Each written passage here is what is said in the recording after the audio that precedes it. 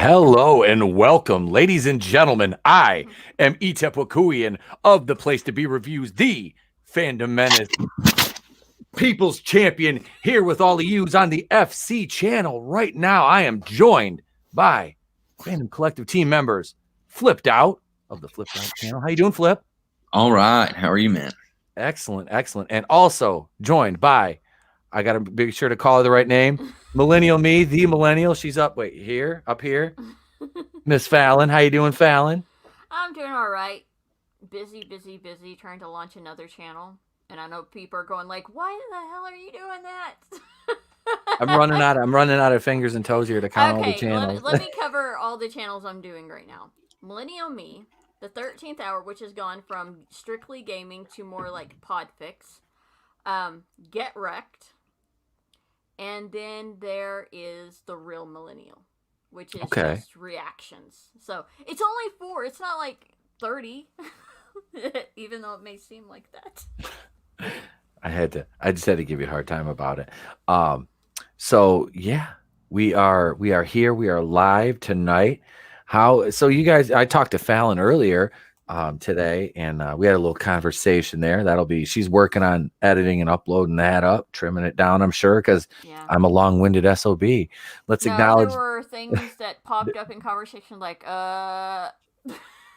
that's right. that need to be taken out. Oh, I'm sure. Let's see in the chat here. Stream Elements is here. Stream Elements bot running. Vader's Girl 28. Hey everyone, and the Phantom Collective says hello there. So see, we got it covered here. There needs to be a General Kenobi hello there. The GIF. Video. You need to just need a GIF. Video. Oh, no, have the video. That's I don't know if I have one. I have the Kenobi for mine. You have done that yourself. I have that one, and now you've become the very thing you swore to destroy. But so there's a lot of stuff going on in pop culture right now. So we've got, of course, we've got Amber Heard. Now there's rumors about Amber Heard. Now, stop me if you've heard this one. A Mira spinoff starring Amber Heard coming to HBO Max. A Mira? You know, the only thing I'm afraid of with that, an Amber Heard spinoff about Mira, is that it'll shit the bed.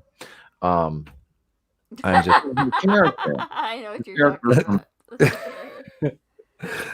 I don't know how she is still working. James Clark, artist, hail to you, sir. I took my vitamins, buddy. Thank you.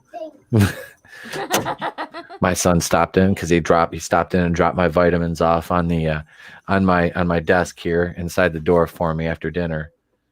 Nice. Hi. Hi. Hang on here. All right, you ready? Ready. There, I'll put you. Come here. Come here. Say hi. Hi. All right. Hi. All right, go. He's gonna have we're gonna have a toy channel here in a couple of years. We're gonna have a toy channel here in a couple of years. I'm kind of slowly grooming him. He knows how to use some of the equipment already. He's 5. He's learning. He's sat behind the desk. I put the headphones on him, lowered the boom, and I've let him use the microphone. And we've done some. If you guys have seen it was my Die Hard video I released. He made a cameo appearance as Spider Trey.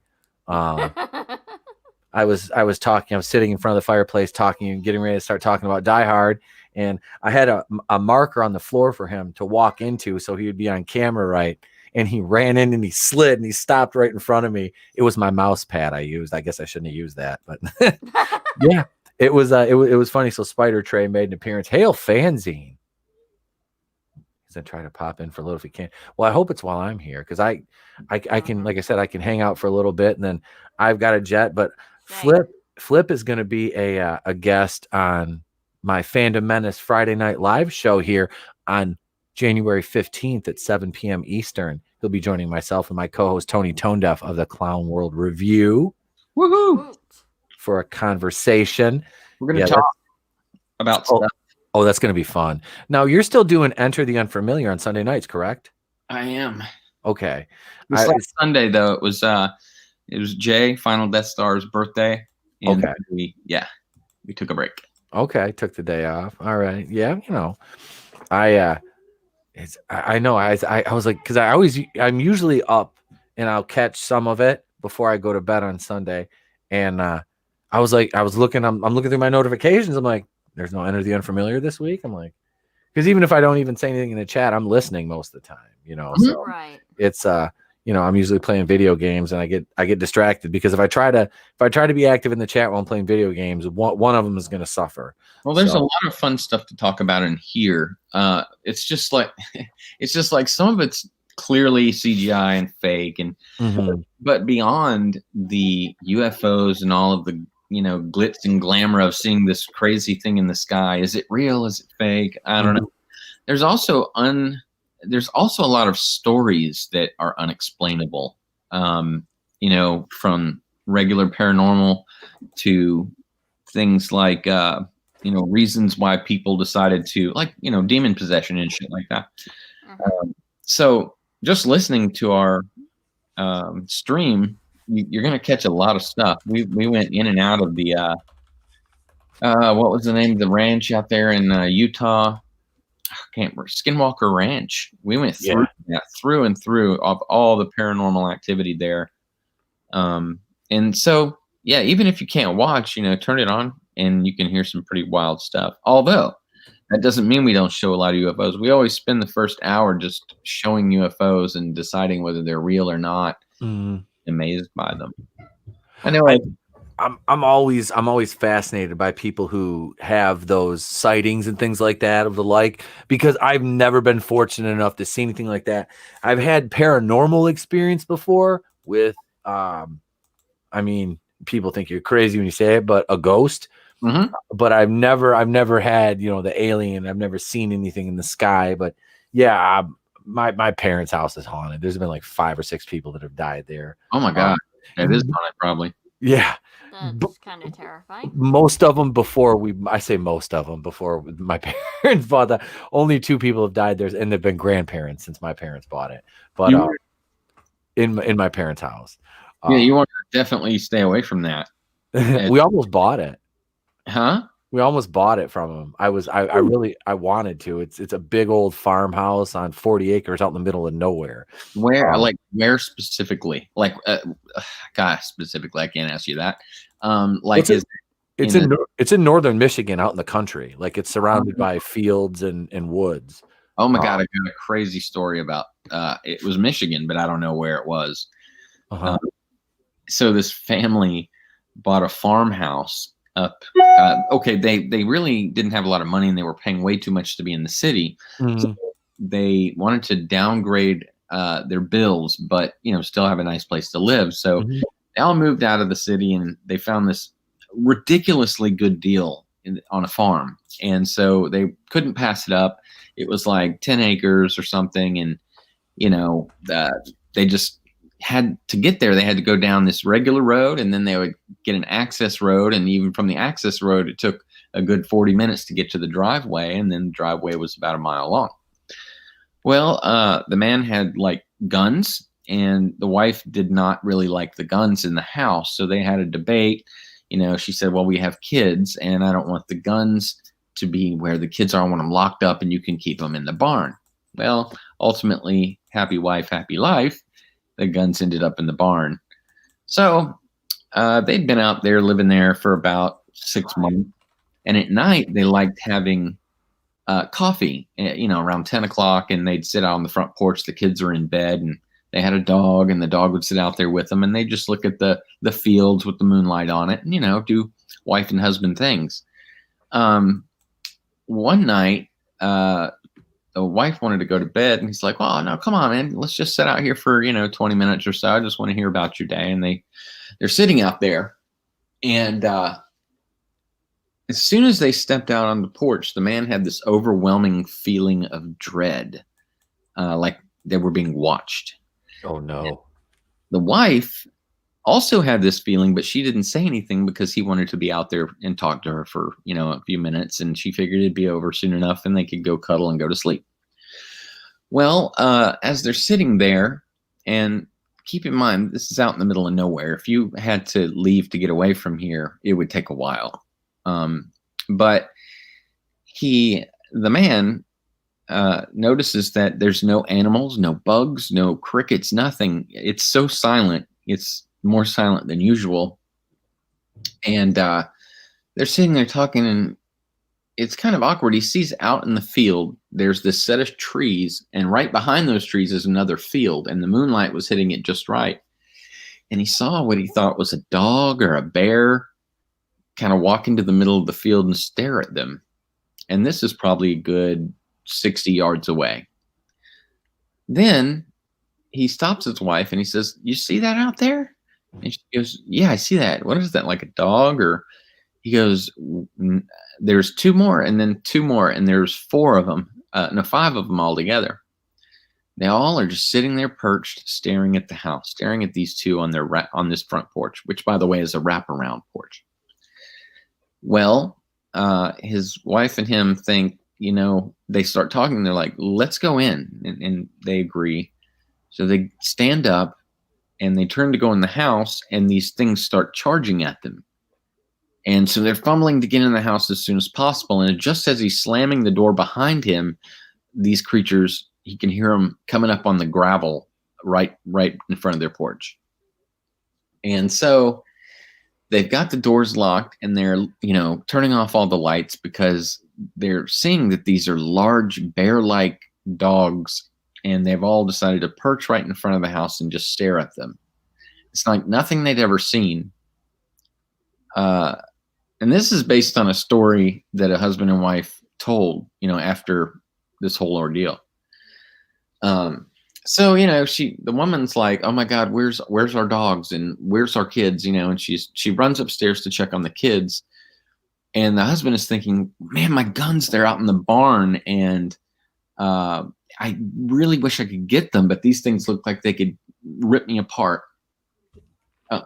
And so she's upstairs and she says, "I'm just going to look out and see what these things are." The kids are quiet. They're basically asleep, and she doesn't want to disturb them. So she looks out the window, and one of these creatures stares right up into the upper window, showing intelligence.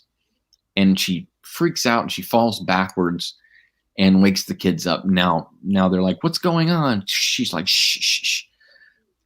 The husband, meanwhile, downstairs decided he put this whole, idea into motion where if he could just get out to his truck, and he could back the truck up to the barn and just sneak in the back, get the weapons, hop back in the truck, crawl through the window of the back of the truck, drive over and, grab his family. He could run out the door right into the truck. So he looks out the window to see if these creatures were still where they were, because the barn is sort of back and to the left of the house. And they're not there. Now he's like, "Oh my God, what am I going to do? I can't see where they are. So I could get out there and they could be right on me in no time." But when he heard his wife hit the ground upstairs or hit the floor, he said, "What's going on?" And he thought, "This is my chance. I got to run. I have to go get these guns." So he runs out the door and he's trying to get into his truck, and he drops the keys, of course, and he stands up and he looks, and those creatures start charging him. They didn't see him get out there, but as soon as this happened, they saw him. He's fumbling with the keys, but it's not fast enough, so he abandons the idea, runs inside, and just as he's getting to the door and closing the door, they hit the door and are scratching all over the door. So, of course, they're freaked out. The wife's like, "What's going on?" He's like, "Shh, be quiet. Just be quiet. I've got it under control." Anyway, they started boarding everything up. These creatures weren't going anywhere. Now they're walking around the wraparound porch trying to get in, and they're making lots of noise. And because it's a wraparound porch, there's a roof over the wraparound porch that is under the second floor. So if you're at the top floor, you could open the window and walk out on the roof all the way around the house. And so he runs upstairs. He's locked everything up. It's all, he's got sofas and, TV and everything at the windows and doors. So he runs upstairs. The kids are freaked out. His wife's freaked out. The dogs are hiding under the bed, scared to death. So whatever this is, the dogs didn't want any part of it. So they get on the bed. He brought a couple of kitchen knives. They don't have the guns, and everything is super quiet outside. There's not a bug, not a bird, not an animal, except these creatures. They're walking around the wraparound porch. Then one hops up on the roof of the wraparound porch. Now they have a window out the front and a window out the back. This is a large master bedroom. So everything's turned off. There's no power. Well, the power is on, but it's not. No, you have no lights on. And they can see these creatures walk by the window on the top of the roof, on top of the front porch. And they're walking around all night long. And they just sat there in terror as the shadows went by the windows until the sun came up. And they heard them jump down and run away. In those hours after daybreak, they had, finally got enough courage to go outside. And there are actually pictures of the scratch marks and all of the turned up dirt and gravel and the wrecked fence and everything of these creatures actually being there that night. So yeah, true story. Damn. That's Bet the wife isn't so upset about having guns in the house. Yeah. Probably not. That'll take somebody anti-firearm and turn him into a gun owner really quick. Right? I mean, it would me. That sounds like it would be terrifying. Yeah, it makes you wonder. Makes you wonder what's out there. There's so many more stories like that out there, guys. Oh, yeah, God. There's, like I said, I don't know if we've talked about, there's a haunted cemetery by me. Hey, I don't have to leave now. I'm here until 8. I'll stay on until 8. Huh? I've got I backed out of the other show I was on tonight. I've got maybe 20 minutes. I want. Well, that's perfect because we've got our special guest here. What's up? Road Rants. I'm a special guest. Yeah, bud. Some redneck from around the way, man. That's why it's special. I think you're only a couple of hours away from where I live because I live in Texas. Oh, you do? Where do you live? I'm not going to give an exact location, but not far from Shreveport. Holy crap! I'm not far from Shreveport at all. So, no. Let me take you through what just happened to me. So I get off the other stream, and I'm like, "Oh shit! I need to take my dogs down to go potty before I jump on y'all's stream."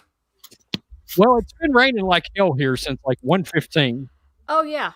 Okay. I'm wondering if you're actually in the same very small area I'm in because the rain and the storms have been like horrible. It's been insane. Yeah. I live up on stilts out on a lake. Okay. The place is up on stilts. You got to go upstairs and up a ramp. Uh-huh. Well, I just took my old dog down potty and there's rails out there. Well, he fell off. Oh God. Oh no. Yeah. But he did not come off his collar and he did not come off his leash. And at first I'm like, oh no. Because my first thought was I still got him, but is his neck broke? And so I'm like, I am having a meltdown. And I have to pull him back up. I get him back up out here on the deck. And he's giving me this look. And I'm like, are you okay? And he's fine. He's completely fine. I'm not fine, but he's completely fine. And I'm just like, man, I love this dog. You've got no idea. He's 14 years old. And one of the problems is he's got cataracts and he's getting his eyesight back. They gave him drops now that they use in lieu of cataract surgery now for dogs. Well, he is starting to get vision back. But the problem is he's got enough vision back he's getting dangerous because he can see some stuff, but his depth perception isn't good. And even though there's rails, he jumped in between the rail off the side of it. That's terrifying. Wow. Damn. So I mean, I'm just sitting there and I'm like, because I'm walking in front of him, he's walking behind me, and all of a sudden my arm jerks like this. And I'm like, what's going on? I turn around and look, he's dangling off the side, hanging by his neck, however long the leash is, 4 foot long. And I'm just like, I'm 12 foot up in the air. I'm like, Jesus, if I let him go, it'll kill him, you know? So I had to get him back up like this. And so anyway, now I'm here. I'm sorry I'm late, but now I'm here. No, don't feel sorry. I mean, good Lord, that's something to go through right there. Yeah, y'all know how I feel about my animals, so that's pretty wild. Thank you guys for having me on. I'm sorry I'm late. It's been a nutty day. It's been crazy. I didn't expect everything to happen in politics. I kind of expected something, but I didn't know it was going to be that. So all of a sudden, things got shifted around. I talked to Matrix, and he was like, "Yeah, we can go earlier." So anyway, how is everybody? Good. I'm good. Busy. Yeah. Yeah, that was a hell of a situation that happened today. A lot of people think it was Antifa. I don't know if I believe that, though. Some of it. I've seen some pictures that looks like them. I just want to. It's stressful. I just want to buy an island and become self-sustaining. And yeah, see, that's what I'd have if I bought my parents' house. I would have acres and I would have fields, and yeah, I would be fine with that. But it's not feasible because of employment situations where it's too far to go to work from where they live. So it's like. But yeah, because it's nice because that's still like out in the middle of nowhere, and there's the nearest neighbor's like a couple miles away, and yeah, it's peaceful. And I live in a small town anyway, so it's like just business as usual here. You know what I mean? Right.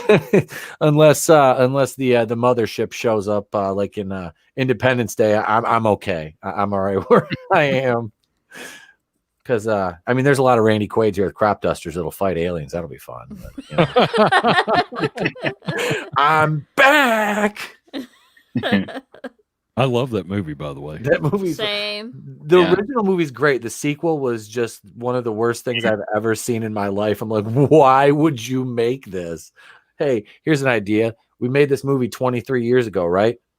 Big hit. Will Smith, Harry Connick Jr. It's a great movie. Bill, what's his name? Bill Pullman or Bill Paxton? One of the Bills was president. Pullman. Yeah. Yep. Well, I knew it was one of the Bills, one of the even keeled Bills. That I'm like, it was one of the basic Bills. But great movie. 23 years later, I got an idea, guys. Got an idea. Come on, bring it in. All right, look, here's what we're gonna do. We're gonna do a sequel to this movie, but we're not gonna get the star because we can't afford him. Who are you gonna have? We'll get Judd Hirsch back. And remember the guy that died? He'll just be alive. Yeah. Yeah. That's all right. Whatever. The continuity be damned. But yeah, the first one was great. That was like back when Will Smith owned them, is there Men in Black. There was he had that whole summer on lockdown. It wasn't I don't want to talk about Wild Wild West because that's where the spider from the Superman movie that was in development back then ended up, the giant metal spider. Yeah, of course. Yeah. That was supposed to be in Kevin Smith. Not Kevin Smith's movie. I believe it was J.J. Abrams. Wasn't that Superman Flyby? What it was supposed to be? That one with Nick Cage? They were going to have Nick Cage.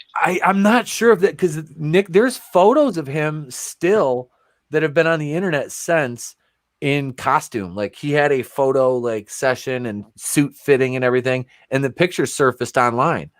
Yeah, I don't know if it was that one, but I think that was in Tim Burton's adaptation. He was writing a Superman, and I think Nick Cage was going to be in it. It might have been. Who was it? Midnight's Edge did a huge thing about that, and they were talking about the failed DC movies, and that Superman was one of them. And they made a point to say that the giant metal spider in the third act of Wild Wild West was the one that was supposed to be in the Superman villain, the Superman movie, because the writer went over and worked on Wild Wild West, one of the writers, and ended up making its way into the third act. I was like, that's hilarious. That guy was hell bent on having a giant metal fucking spider. I mean, Hey, whatever works. right. You know, hey, look, it's like, I want those pictures of Spider-Man. It's like, I want that giant metal spider. It's got to be there. Yeah. And then they put the organic version in The Mandalorian season 2, episode 2. Oh my God. That Which damn frog lady and those fucking ice spiders. Damn you, Filoni. You and ice spiders. and that was actually a Ralph McQuarrie thing that he had done many years ago, and they wanted to get it in the. It was the worst episode of The Mandalorian ever.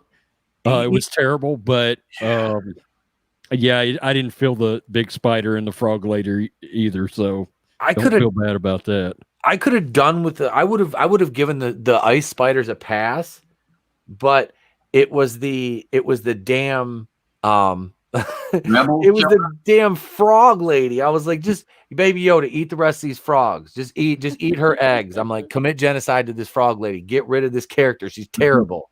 All she was like an NPC character to advance the plot.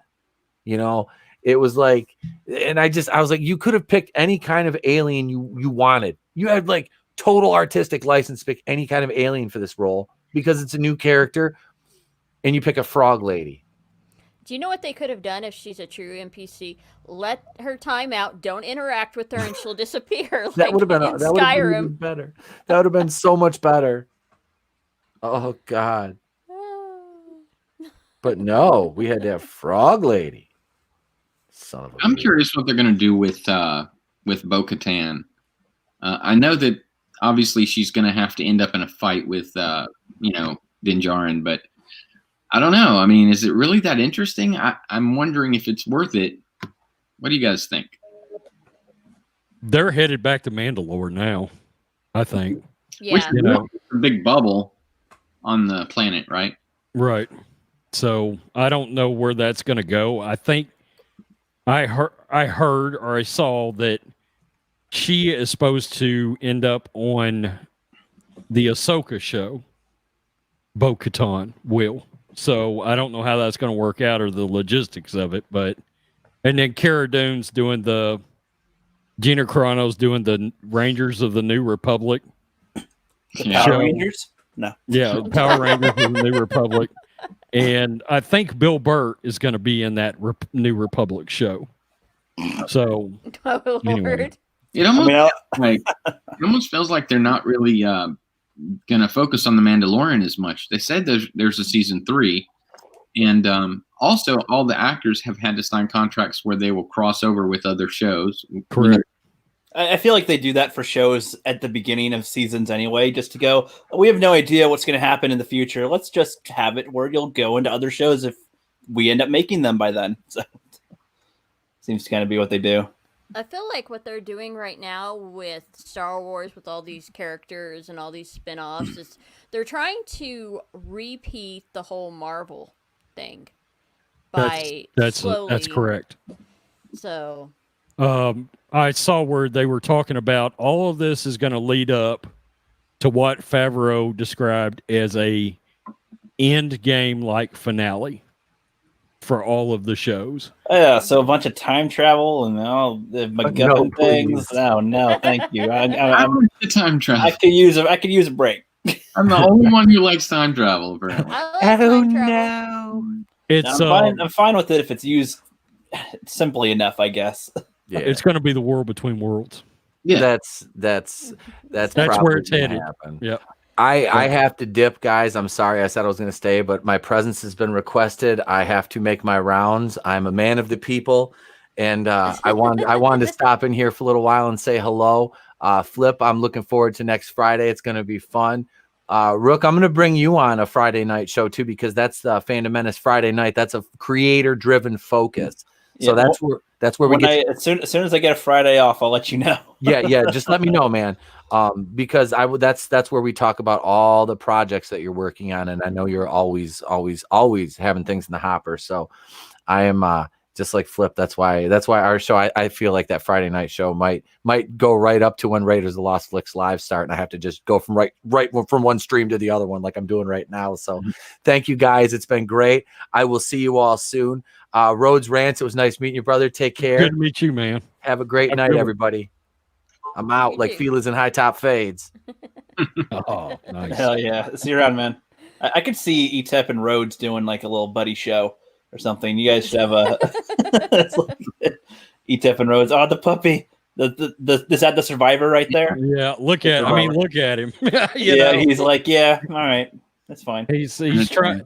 He's almost dried out. But I mean, you can see like his eye, how sort of like silver and grayish it is right there. That's the cataracts, and yeah. So what was it? He almost fell off of the top of the. No, he did. He went fall off the side. He was hanging around his neck. Oh my gosh! Oh yeah, dude, I completely like lost my shit. I thought you'd pulled him up. I did. No, I got him up, but he was just suspended in midair by his leash, hanging there, you know, and it's still pouring here. Yeah. Yep. That's all good. And welcome, FANZCENE. What up, bro? Not much. What's up with you guys? It's almost like you and ETEP just tag teamed out. Swapped out. I was trying my best to get here as quick as I can. Yeah, I know you got the kids and everything looking after and other streams and all your stuff. Glad you can come by for a little bit. Yeah, we're on with Rhodes Rants. His dog survived their little encounter today as Vision returns. You need to get your dog some glasses, man. Yeah, I know it. It's pitch dark. I normally try to take him out before it gets dark, but I just wasn't able to do it today, and today was my longest work day in my 2-week cycle. So, I mean, normally I'm wrapped up and home pretty good by about 1 or 1:30. Today I pull in and it's, like 3:15. And Right. and that's every other Wednesday. It's like that. Because my job is, I drove home over an hour in this whatever in the hell's going on outside. It's crazy. Oh, shoot. So what was it you fell off of? The top roof of your house or the No, there's a deck that runs across the front here. Yeah. And there's 2 rails. And you've got 2x4s that are, spaced apart, maybe 6 inches. And I guess because he can't see great, he thought he was somewhere else. And he did a leap in between those rails, right off the side. Yeah. Okay. And I was walking in front of him, and I turned around, and because when he went off, he jerked my arm like this, and I turned around, and there he is doing this literally, and I'm like, and my first thought was, well, I know I'm going to get him back up, but did he just snap his neck? Right. Because he's hanging by the leash and his collar, and I'm like, shit, he went down like that, Maybe his eyesight's fine, but in his head he was thinking of all these things he could do, and then he's like, "I'm hop," and it's like, oh yeah, I forgot, I'm attached to a leash. Oh yeah. I've noticed since he's went on these eye drops, and these are amazing, guys. I mean, they literally they're $70, and this is what they do now. Instead of giving dogs cataract surgery, they've come out with these drops, and they work. He's only been on them a month. I bet he's got 30, 35, 40% of his vision back. His eyes have unclouded that much, but it's messed up his depth perception. Yeah. Okay, so yeah, he's getting vision back, but he's getting it back in the way of, now when I stand in front of him, he knows I'm there. He literally, like just a month ago, I could stand right in front of him, 3 foot away, talking to him, and he'd be looking off in some other direction or spinning around because he didn't know where I was at. Now he can I can walk in front of him. He can follow me across the room again. And it's pretty amazing what these drops have done. I just don't, I can't believe he leaked in between the damn rails. I just can't get over that. I'm telling you, he thought in his mind that he's all good, but he just forgot he's attached to a leash. He's like, oh yeah, I forgot about that part. Well, we had can't do gotten that. past the dangerous parts of the ramp and everything. We're at the part where we're like 7 foot from the door. I'd have normally taken him off of it. Yeah. I had normally taken him off of it, and I did not tonight because it was raining. Mm-hmm. I mean, what are the odds of that? Like 9 times out of 10, he's off that leash already. You said he's 14 years old. You know, when dogs and people get old, they start doing a little bit of crazy stuff. Yeah. So, yeah. Bit of a rebel there. How are you guys anyway? How are you? I mean, just how are you? I'm doing good. I'm feeling good. I survived the sea bug, so I'm good. Yeah, FANZCENE did COVID. Yeah, he done got it before. Yeah. Whoa. Yeah. Okay. Well, everybody in the house got it. Everybody. Even my parents who were in their late 60s with diabetes and heart conditions. We all survived. Well, my girlfriend I had from the summer got it, and she did not survive. Oh, that's I'm sorry. Man. She died at 49 years old. Yeah. Wow. About 3 weeks ago. Yeah. Oh, dude, I am Yeah. so that sucks. We had dated on and off. She was actually my girlfriend before I met my ex-wife, and we split up. I met Debbie, and we got married. Here we were 11 years later, started seeing each other again. And Wow. and yeah, she the last time I saw her, in fact, she was having some breathing problems then. And I said, "Have you had a COVID test?" And she said, "Yes. I had one 4 days ago and it was negative." Well, sure enough, it was wrong. She was positive, and it was too late. She had double pneumonia and it killed her. Oof. Dang, that sucks. Well, I didn't say nothing, but my mom ended up in the hospital from it. She had granules in her lungs from it, but she's good now. They gave her antibiotics. They got her rehydrated because she was dehydrated, but she's good now. And it is scary. It is scary. I'll tell you that much. I've got a buddy that just got out of the hospital yesterday, 43 years old, was in ICU for 8 days. It's such a weird virus because I know other people that's had it and that barely registered to them. The only reason they got tested is because they lost their taste.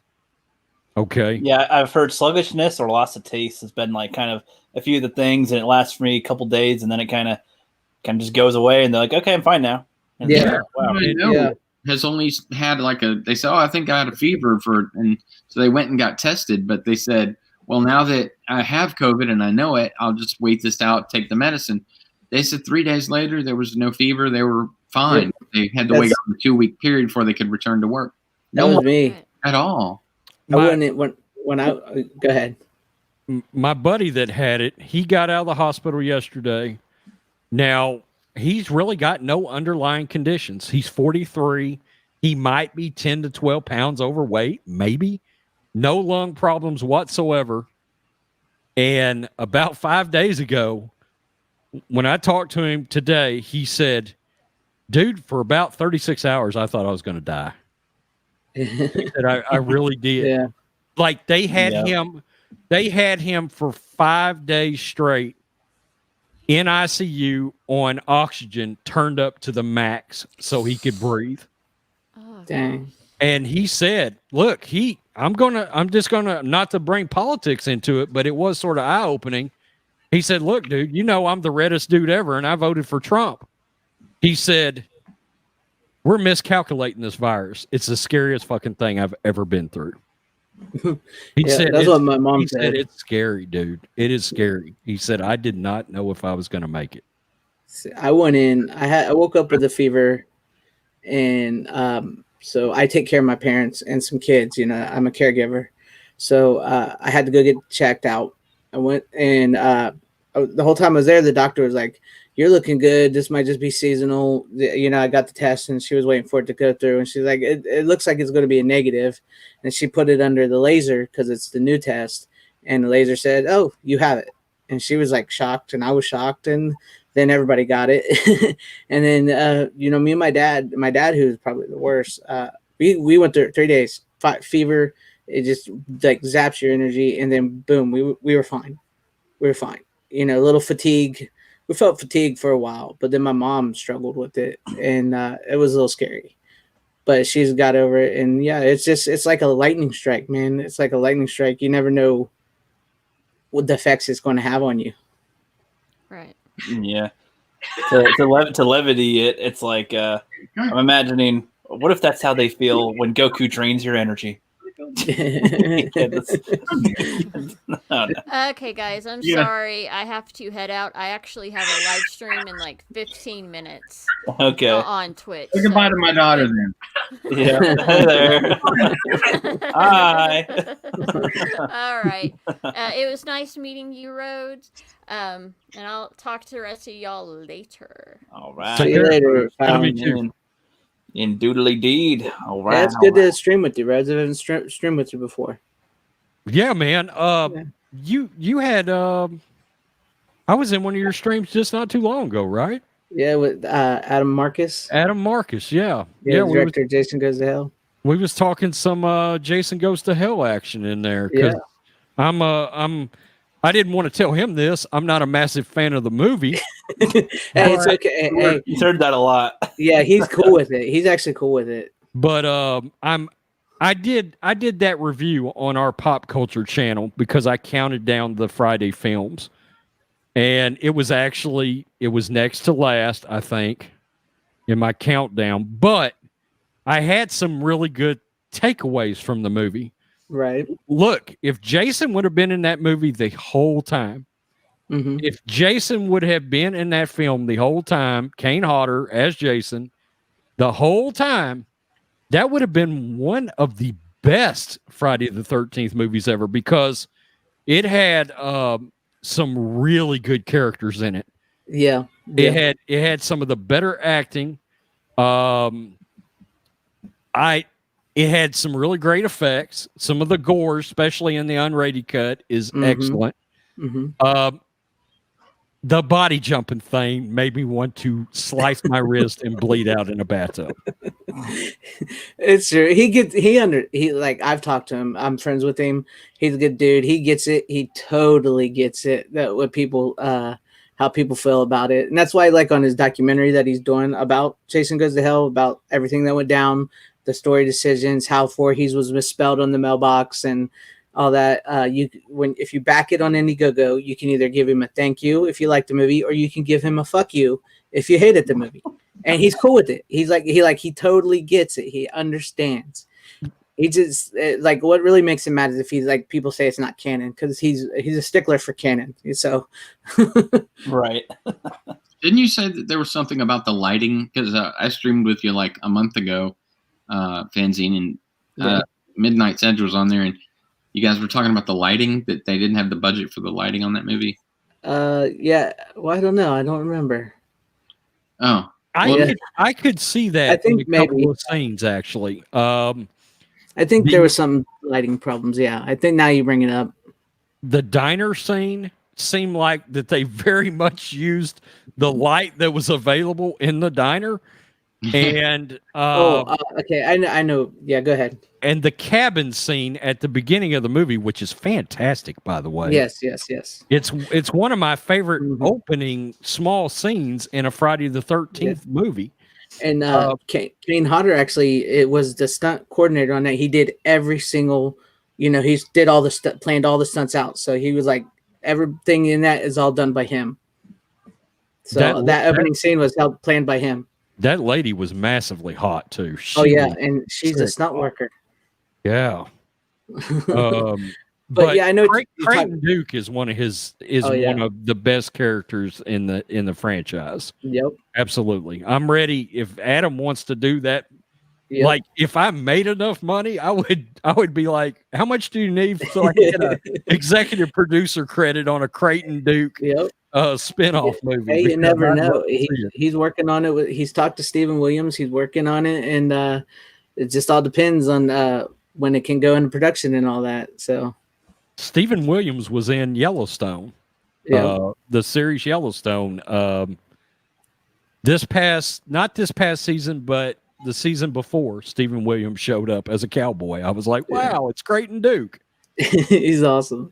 Hey, But hey, to, Anthony, what was the name of that? I don't mean to interrupt, but I think go ahead. this. The name of that fan-made Friday the 13th. Never Hike Alone and Never Hike in the Snow. Yeah, Those are awesome. Those awesome flicks. In those. Yes, those are amazing. Is the shit, dude. Ricky's up there like, I don't know any of this. Well, yeah, like what does that of which you speak? my favorite one is Jason Lives. Okay. Yep, mine too. And those two movies are sequels to Jason Lives. Mm-hmm. We just didn't know it. I mean, when Tom Matthews showed up at the end of Never Hike Alone, I lost my shit. I was like, that is crazy. And go ahead. Well, now I'm getting fired up because I've been wanting to. He's the one interview. I know this sounds nuts, but when I was doing pop culture content, Tom Matthews was the one person I wanted to have on my channel. Okay. Yeah. Off the record, Road Rants is going to be pop culture again. All right. Awesome. That's good. Okay. That just got decided an hour ago. I don't even know if I'm supposed to say that, but to hell with it. We're amongst friends here. Yeah. It's going to be black and white on pop culture on my channel. Nice. And I'm politics. I'm going to John Matrix channel. Nice. And it's going to be black. We're creating a black and white network. Cool. So, his channel will be black and white on politics. Mine will be black and white on pop culture. So, cool. And then we're monetized. We're already monetized on all of our channels. Right. Awesome. So, yeah. So now all of a sudden, the pop culture channel's got 8,000 subs. Yeah. So that's cool.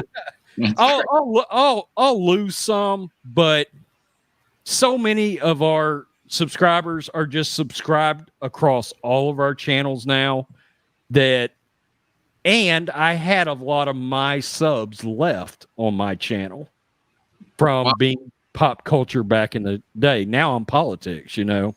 Oh, right. Yeah. So, yeah. But John's going to do content on my channel now. So that'll be fun, you know.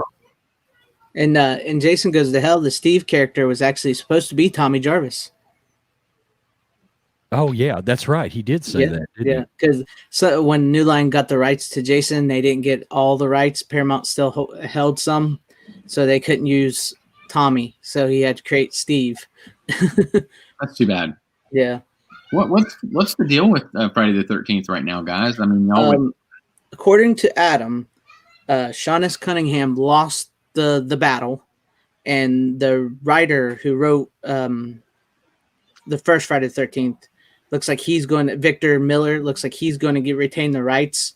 Sean has one more step to go through, but he'll probably lose it, and then it'll go back to Victor Miller, and then it's up to Victor Miller where the franchise goes from there. Is that bad? No, Victor Miller, according to Adam, Victor Miller, it's a good thing it's in his hands, not Sean's hands. So, according to him, so we shall wait and see. We shall wait and see. Because I have a game. Go ahead. That leads me to believe I'm checking Larry Zerner's account because he's been keeping up with it. He's a lawyer and he played Shelley in part 3. Mm-hmm. Well, he's a lawyer in real life and he's been keeping up with this. He's been sort of the voice of the lawsuit. And I don't see any updates. I know some folks have been he's had some people on his lives. He's been on people's live streams to talk about the lawsuit. Mm-hmm. I didn't know they had gotten anywhere with it though. So is Victor Miller going to retain rights to just the Jason character, or will he get the rights? I think he will retain rights to all of it, all characters. Crystal Lake, Jason, Pamela Voorhees, Tommy, all of them. I think he gets all of them. I think that's what Adam led me to believe, it looks like that he's probably going to get all of them, and he's going to try to work with him to get Creighton Duke, so he can use the name Creighton Duke in his Creighton Duke movie. But if he can't, it's just going to be a Creighton Duke inspired movie starring Stephen Williams. Man, I wish they would do something. Yeah, I want to do something. I'm not sure who Creighton Duke is. Friend Jason Goes to Hell, he's the guy that's trying to hunt down Jason. Oh, and kill him. The bounty hunter. The bounty hunter, yeah. Yeah. He's a great character. Mm-hmm. What about the game? Is it just? I think the game's been shut down. Even the server? Yeah, I think that has. I don't think that has anything to do with the lawsuit. I think that's just the people that made the game kind of just moved on to something else, and it kind of just fizzled out. Man, I was thinking about that game the other day. I was like, man, I want to play it. My Xbox is dead, but I thought maybe I'll go get another Xbox. But I don't know. Not just for that game, but I really miss that game. Yeah. No. I had heard that for the game, you could still play the game, but there just wouldn't be any new content for the game. Yeah. I think that's the gist of it. Yeah. They're not going to be like updating it or anything anymore. So they just leave the server running then. Yeah, and usually when that happens, it's usually down to like maybe 2 or 3 people stay on there, and that's about it. Yeah, that's true. I remember the Tron game came out back when Legacy came out, the movie Legacy. Yeah. And I got my son the Tron video game because I thought, it's going to be kind of cool. They'll update the game also. But there was never more than one person in the lobby. So, yeah. That's awesome. I love that. Do you know about Adam's pitch for his Freddy versus Jason? No, I do not. I believe he was actually working on it at one point after the final Friday, and his pitch was that Jason and Freddy would be continuously fighting in hell after the Jason Goes to Hell, and that it was just like even the demons and shit down there were like fed up with them. So they were going to send them back to Earth, and if they could kill the unkillable, then the one gets to stay on Earth, the other one has to go back to hell. And the unkillables were going to be Tommy and the chick from Freddy 4 and 5, the one that had the baby. Oh, okay. And, so not Heather Langenkamp. No, not Heather, because she had died. Her character had died. Somebody else. Alice, I know who you're talking. Alice. Yeah, Alice. It was going to, and Freddy and Jason would have to kill them too because they were the ones that survived all the movies. And so whoever could kill the unkillable would get to stay on Earth and just kill shit for the rest of their life. And whoever lost would have to go back to hell. And it would be like a greatest hits as they like traveled to kill these people. You would see people from the other franchises if you could get them and everything. And it would be a battle to see who would win. Not bad sounding. Yeah. You know, they also wanted to do Freddy versus Jason versus Ash. Yep. And what's Ash from? Evil Dead. Oh, I right. actually am more familiar with that, surprisingly. Yeah, so that's awesome. that's good. And that all comes from Adam as well. Like he said, everybody that hates Jason Goes to Hell, he just said he wants you all to know that all the cool shit that came out for Jason and Freddy and Ash, that all comes from his movie. The comic books, the Freddy versus Jason movie, all that came from his movie. That he's like, so I get credit for that. He had the because he had the Freddy's glove. And that was Kane Hodder in the glove. Yep, that was Kane Hodder wearing the glove. He's the only actor to play Freddy and Jason. Yeah. Oh wow. Yeah. Yeah, that'd be kind of funny if they made if they pitched a Freddy vs. Jason movie of some kind, and then without spoiling it in any way or anybody knowing, Ash shows up and he becomes about him trying to take these unkillable things down or something. Yeah, that's literally what he was trying to set up. That's why the Book of the Dead is in Jason Goes to Hell, and it's actually legitimately the Book of the Dead from Army of Darkness. Sam Raimi gave it to him on the set of Army of Darkness in a Ziploc bag, and for the movie. So that's so cool. Yeah, that is cool. What's y'all's top 3 Friday movies? Oh, mine's part 6, part 4, and part 1. I don't know if I've seen 3. Three's great. I love 3. No, I mean, I don't think I've seen 3 Friday movies. Yeah. I don't think I've seen 3 Friday movies. I've seen Freddy vs. Jason. I think I saw Jason X. That's kinda weird. Does that count as a Friday? No, it's not a Friday the 13th. It would be in the rank. So yeah. I've seen the Nightmare on Elm Street. That's not the same thing. I think I saw the 2009 or 13 or one of those with Danielle Panabaker. I think she's in that. No. Oh yeah, you've seen the remake. The reboot. I think I saw that one was on, or somebody rented that, and okay, we're watching it. I think, and yeah, I think that's all I've seen. I think so. Yeah, I think that's all I've seen. When it comes to the nudity, that 2000, what was it, 2008? Yeah. Friday the 13th. That's my favorite part in as far as nudity.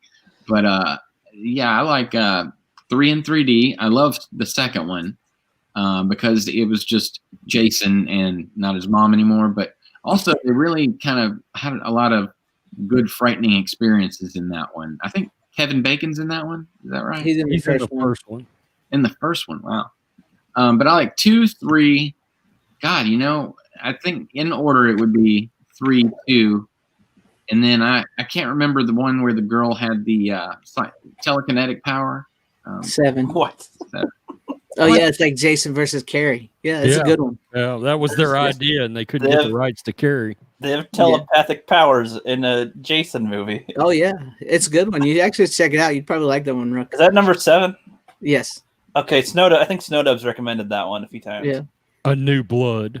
The New Blood. But really, I think the one that number 4 was probably my top. Actually, now that I think about it, where Tommy was. What's the kid's name? He's not a Corey kid. Feldman. Corey Feldman. Yeah. So stupid question, but at the end of movies, when they end up killing him, does he get killed or is he just always alive? Yeah, he does die. Well, in the final chapter, which is number 4, he's deader than shit. He's done. Yeah. He is dead. They could have completely ended the franchise right there. And then they made Jason Lives, which is like, no, we good. We gonna continue it. Yeah. Well, once again, according to Adam, the reason Jason keeps coming back and the reason he came back as a full-grown man in the first place was because of the Necronomicon, the Book of the Dead, from because his mom got it, read it, and because she was so desperate for her son, so she turned to the devil and found the Book of the Dead and found a way to bring her child back. And when he, that's how they explain how he became a man overnight. And so when he wakes up in the lake, he gets up and he's like, he's not a deadite, but he's like some kind of demon monster thing, and that's where the whole idea came from. That actually kind of makes sense. I could kind of see it being. Yeah, that's he tried to explain it. I could see Ash also be like, hey, I'm going to kill you, and it's just this brick wall of a monster that's like it doesn't have any quips, but he does, and he's like, okay, but like, god damn it, like really, like that'd be kind of fun. I wanted to see Ash and Freddy talk shit to each other. Yeah, that sounds like just that. Even if they don't even fight, that'd be a funny movie. That would be amazing. See them just have a quit battle or something. A quip battle. You never know. We may get it one day. They're getting pretty old, but we may get it one day before it's over. What y'all think about the Dead remake? Because I wasn't incredibly crazy about it. I kind of liked it. It's not the original. And the second one are by far the best, but I kind of like it. Wasn't the worst remake I've ever seen. Mm-hmm. It's all right. It has its moments. I definitely didn't think they were going to get as far as they did in the movie as they did, to be honest with you. So that I kind of give it points for that, but it's not quite Evil Dead. Mm-hmm. Yeah, Evil Dead. The camera has to attack you. Yeah, like the camera's a powerful enemy there. You're talking about the Friday remake? No, the Evil Dead remake. Oh, okay. Yeah. It wasn't I wouldn't say it was too bad. I enjoyed it. I thought they did decent stuff in it. It still wasn't, it was Bruce Campbell and Sam Raimi produced it, so I give them credit for that. And they tried to stick to the lore and kind of make it like a sequel reboot thing. But you just can't be Bruce Campbell as Ash in Evil Dead. You just can't. Right.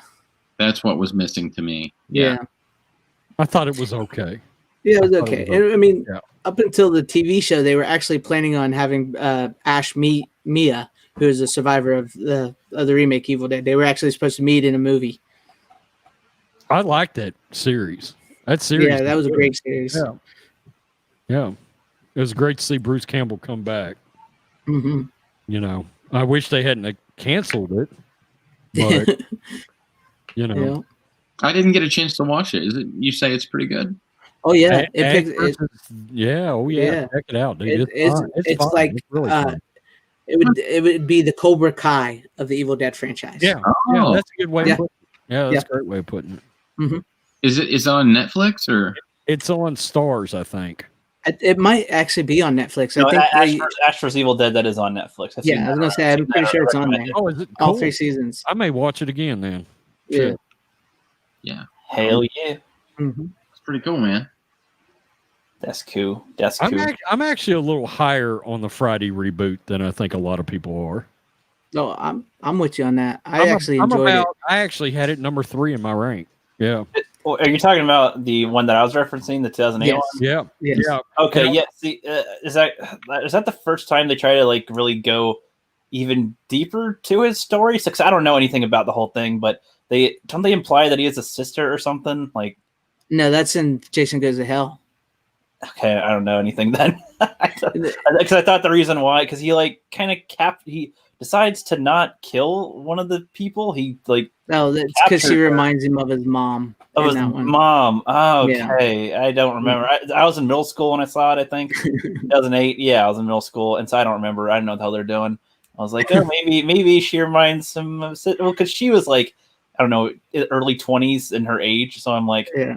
I wouldn't have thought, yes, remind you of mom, of course. Like, I'd be like, no, sister, probably. Yeah, that's what I would think. Well, they Wow. tried to do like 3 movies in one in that movie. Because they tried to do the part 1, part 2, and part 3 all as one movie. Yeah, it kind of felt like they're like, okay, making Jason and then having people discover him and then having to fight and survive him or something. And then he also comes back, but when you think he's dead, it's like, oh, so. Well, that's a classic Okay. staple of the Friday the 13th films. They always end with a jump scare at the end to make you think that it's not over. I tell you what I loved about it. I thought Derek Mears did the best incarnation of Jason. Mm. He was big, he was tall, he was menacing, he was strong, but he was still human. And I loved how they made him fast. Mm. And it added an element like the opening 20 minutes of that movie, in my opinion, is the best opening 20 minutes of any Friday the 13th movie. It's nuts. It is. That's a great open. And when they were in that house and he pulls that guy under the floor, I'm like, oh shit. I remember being in the theater like, what in the hell's going on here? And then she starts running out, and Derek Mears, who's still got a badass just head wrap on, all of a sudden the door in the floor just swings up. And I'm like, what the fuck? And you see him come out, and I'm like, oh, fuck, we're dealing with a whole different kind of Jason now. Green Beret. Yeah, I was like, Jason is holy pretty cool in shit. that one. Yeah, I agree. Yeah. I still think Kane Hodder's the best Jason to me. Period. But yeah, I agree with you on Derek Mears. He was really, really good. I don't understand why so many people talk bad about the reboot. It's one of the better reboots. I get it though, with like they try to cram too much in at one time in the beginning. Like they try to show the death of his mom, the baghead Jason, how to get the hockey mask. So they tried to cram a little too much in the movie, but it's pretty much a Friday the 13th film. Once it gets past like the first 20 minutes, Isn't that better that they do it that way so that they're not like blatantly kind of copying the formula of the other movies individually? They kind of take elements from 3 and then put it into 1 kind of. Yeah, I mean you got to give them credit for that, but it's also you're cramming a lot of story in an hour and a half movie, and you need a little breathing room at times. It's only an hour and a half. Yeah, most Jason movies aren't very long. You could literally watch probably all of them in one day. I was gonna say if it's like 2 hour, 2.5 hours, that's good enough time, I'd say. But they go from anywhere from like 85 to 90 minutes a piece. I see. You can watch them all in one day, by the way. I should probably do that some one of these days then, because I I've haven't. done it yeah. a few times actually. That makes sense. People could be thinking about the Nightmare on Elm Street remake. Didn't they make another one too? Yeah, that was that one worse? Or yeah, that was bad. It was bad. It's probably the worst remake I think I've ever Yeah, seen.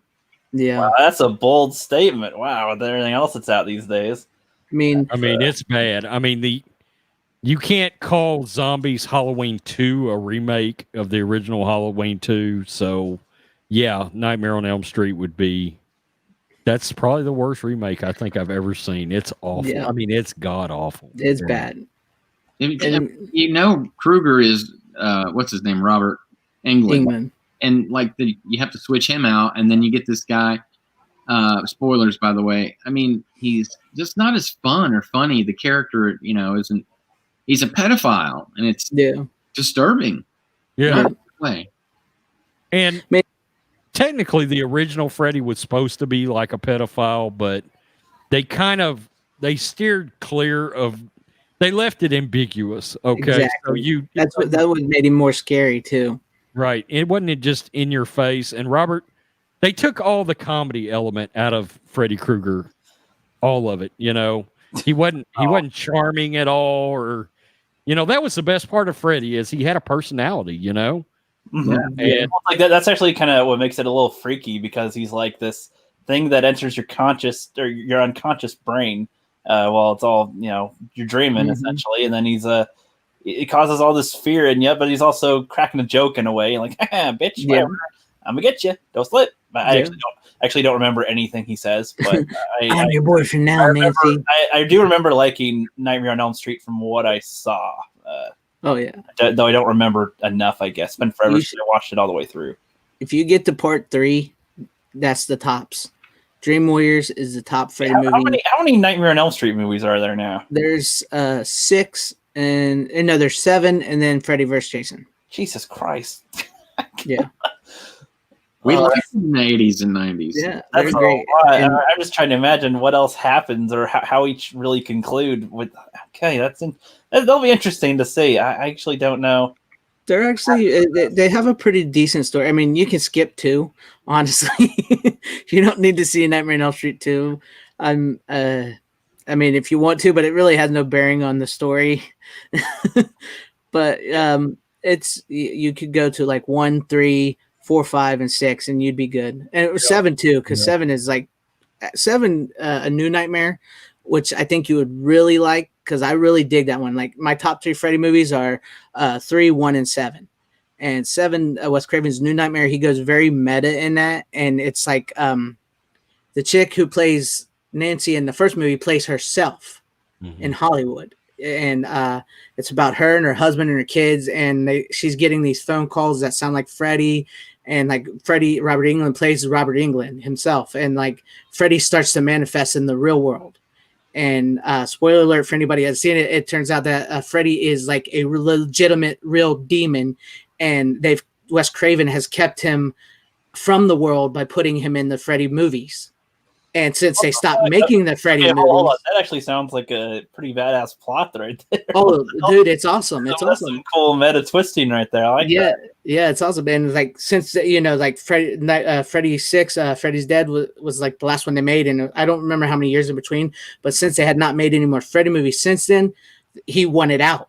He was trying to get out, and he was going to kill, and he was going to go through Nancy, or the actress that played Nancy, and the world starts to turn into the movie as it goes along. It's like a fourth wall twist. It's pretty. Yeah, it's really good. And then they end up, they have to end up making Freddy movies to keep the demon at bay. I almost want to see the story of what you said. Wes Craven's the guy that made the Freddy Krueger stuff, Nightmare on Elm Street.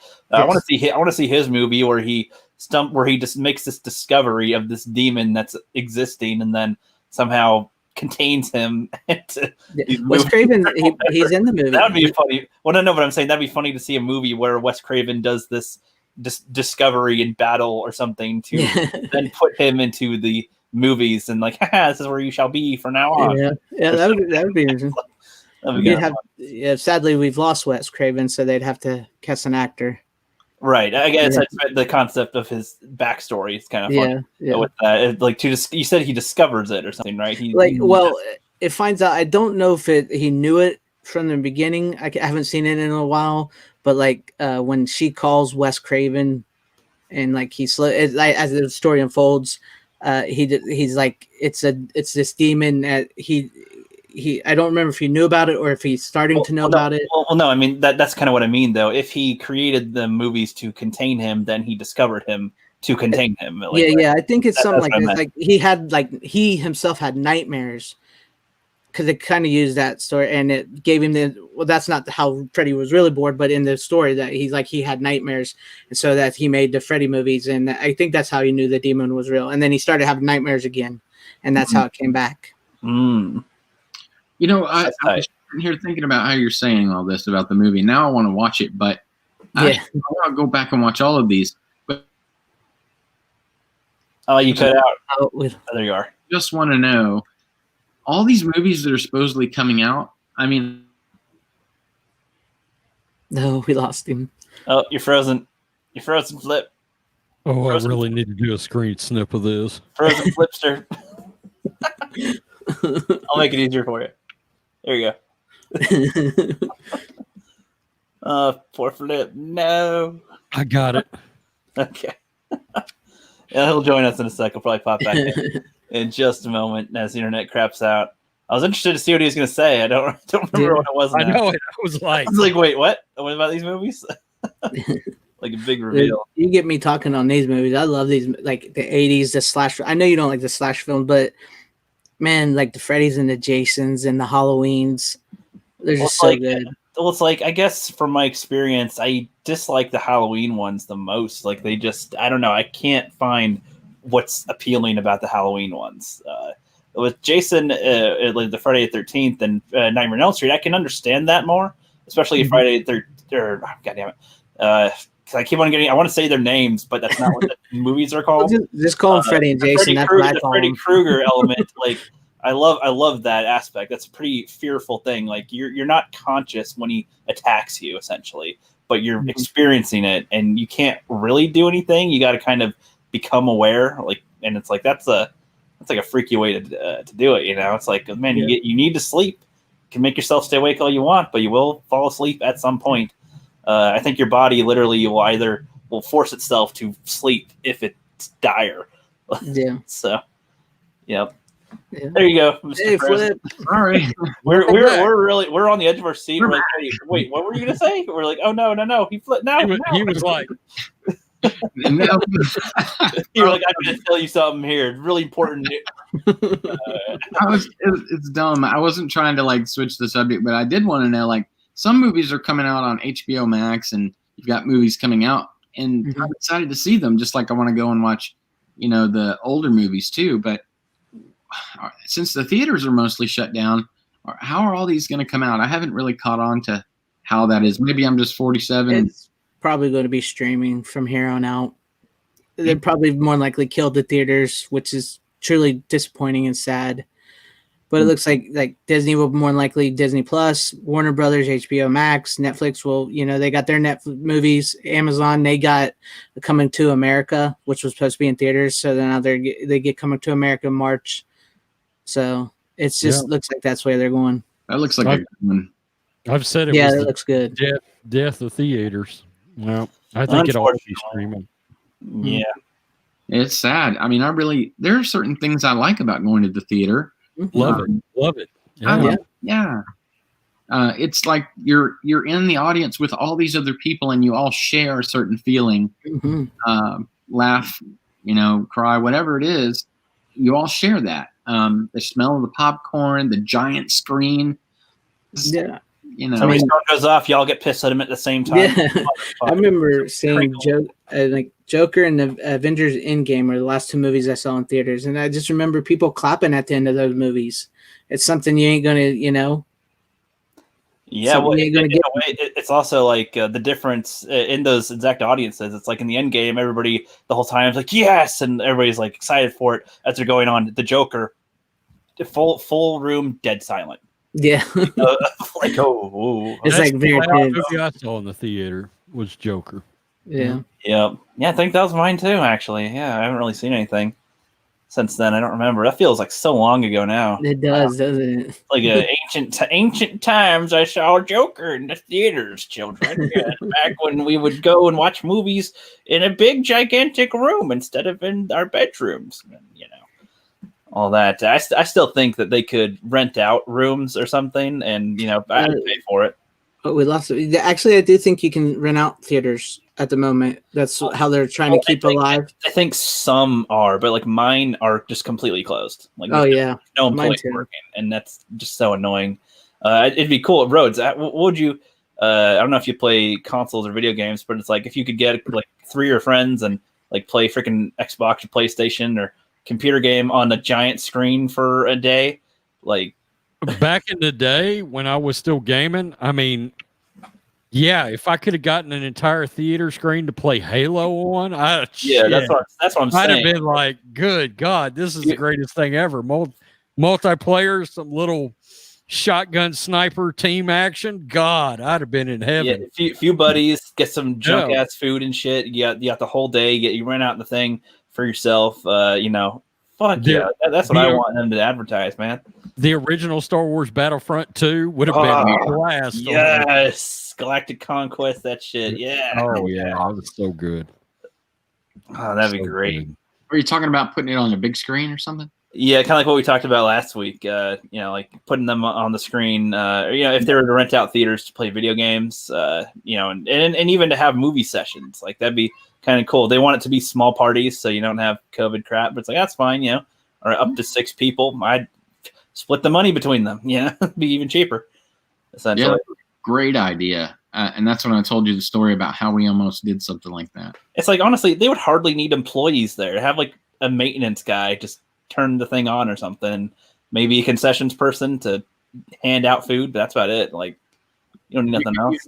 Serve alcohol as long as it's a small, Yeah, of course. That'd be kind of cool. Yeah, I guess. Are y'all's theaters closed? Still?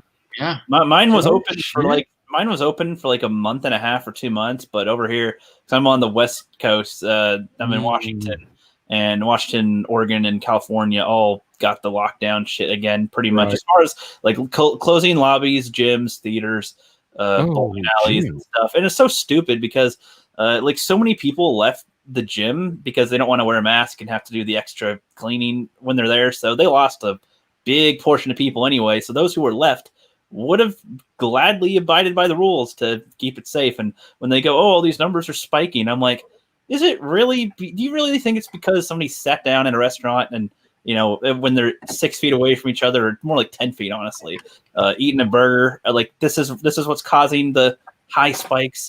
Fuck off. Like, no, like that's not causing it. You'd have to give me numbers that actually prove that, because I just completely doubt it 100%. I'm going to have to go, guys. No. Yeah, I gotta go. I'm sorry. All right. Rhodes, I'd love to have you on my channel sometimes, talk some horror movies with you. Absolutely, man. And Rook and Flip, I'd have to have you guys on one of my live streams one night for a nice little fandom collective movie chat. Hell yeah, man. Well, hey, you do those reboot ones or anything else, man? Any of these types, let me know, man.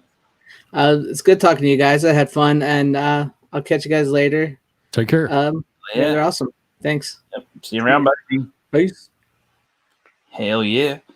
So I guess this is a question. Yeah, flipping out, we forgot to kind of come up with questions for starting the new year. You got any goals ahead for the rest of the year, man? Like stuff you're trying to achieve within the year? I don't want to call it resolutions. That's such a lame way to say it. It's like, I'm going to change who I am, and now in a week I'll be back to where I was.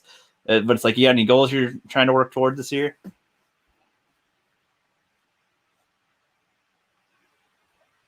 Did you hear me? Flip? Oh, he cuts in and out here and there. I think he's having internet problems again. McFly. Yep. Do you hear me though? I can hear you. Yeah. Okay, cool. Just double check. Yeah. John Matrix just sent me a message, and Twitter has banned President Trump. Oh my God. Wow. Ooh, bold move there. At least that'll be a topic to talk about for for a little while. Wow. That's Insane. crazy. Wow. Insane. Yeah. Yeah, I have no It's been a idea. crazy day. I have no idea what to believe anymore. Like, I hear so many things that are in direct opposite of each other that I'm like, I don't know what the hell's the truth anymore. Yeah, it's crazy. The media is the real problem. That's a big, because it's when you're doing nothing but feeding people misinformation all the time. There's a certain portion of people that are lazy and they're not going to do their research. Mm-hmm. So they're just going to believe things. Okay. For a lack of a better example, for example, the Proud Boys. Joe Biden in a debate was like, yeah, white supremacist group. And their leader is a black man. I mean, that's right. And it literally took, a 2-minute fact-finding mission to find out everything that there was to know about the Proud Boys on their website. Like the 6th or 7th tenet or commandment down was, we do not support racism of any sort, any kind, blah, blah, blah. Like I said, their leader was a black guy, is a black guy. Their current leader is a black guy. But people won't do research, man. And it's just and it's a product that just keeps rolling and rolling. Like CNN being live, standing in front of a fire with a building burning down, and them literally telling people on TV, well, the protesting is mainly peaceful. And it's like, you've got a building burning down right now, and you're telling the American people it's peaceful. Yeah, it's peaceful fire, Hey, so I'm going to just keep my camera off because I think that's part of the problem. I don't know why. That could be. But, I mean, I'm still here. It's really me. Okay, we might believe you for now. Okay. Maybe you could have gotten body snatched by an alien. I'm not quite convinced yet. But last night, Flip and I were kind of talking about this a little bit, and it's like, I think that there should be like robots that portray us, the media, I guess, that present the media, because they wouldn't technically have a personal spin of any kind. Like if they're programmed to simply report what is given, I guess, like report news as is or something. Like they wouldn't be able to put their own personal thing on it. You just be neutral. Yeah, it would be unbiased. They're just there to report the facts. Just the news bot alpha says this thing happened for now. Okay. And then it updates. Turns out that was wrong. Now this is the fact. I got to tell you, Rhodes, I am just so depressed lately. I can't even watch much of it. So big props to you for being able to get through that stuff. And I have faith, but like it's shaking so hard, man. Dude, it was a grind. I told you that gal died. Well, 8 days earlier, my uncle committed suicide. Good God. And so that was my December. And I got to tell you, I had a stretch there. In fact, yesterday was like a roaring comeback. I put up 2 videos. But I had literally only put up maybe 5 videos in about 17 days. And you guys know, for me, that's like unbelievable. I even on my regular channel, I was trying to get upwards of 2 videos a day up. And the election wore me out a lot. It did. And the fallout from it. And I was trying to cover it a lot as best I could. But plus, I was fighting YouTube at the same time because YouTube demonetized 18 out of 23 videos that I had made. And you know, I kind of, after about 15 days, I took a quick look back and I was like, wow, I just did about 70 hours of work and nothing came of it. Absolutely nothing came from it. And I just got to the point where I was like, I'm trying to keep people informed of things as best I can. And then I had those deaths and I was like, I got to disconnect a little bit, you know? Yeah, you got to balance it out some way. I just had to. I had to take a step back. I was like, God, I'm between the election and everything that's going on with Trump getting screwed and these deaths. I was like, I got to push back a bit. So I felt better. I did 2 videos yesterday, and then today happened, and it's like, God, I just cannot believe everything that went on in the last 4 or 5 hours. But it's weird. I anticipated something crazy going down, but to actually see everything happen, it was just nuts. It was just nuts. And where we're going as a country is concerning. It's very concerning. And all we got to do is just keep rolling on. We got 4 more years before we see what can happen. If Trump, nothing miraculous happens, Trump will run again in 4 years. He'll run again in 4 years. So, yeah, most likely. I'm going to call Flip and put him on speaker. Oh, I was going to say, to get him on here because his internet's still buggy. Flip, you there? Here we go. They came from the blackness. Nope. Still not working. That's all good. But he was almost back. Yeah, almost. I'm gonna try to call. I'm gonna have him call me on the phone. I'll put him on speaker. We've had to do this before, and then that way he could still be a part of the conversation and not have to worry about that. And yeah, but yeah. I mean, if anything, I think 2020 taught us that we're adaptable to things pretty much. There we go. Hey. All right, Flip's back.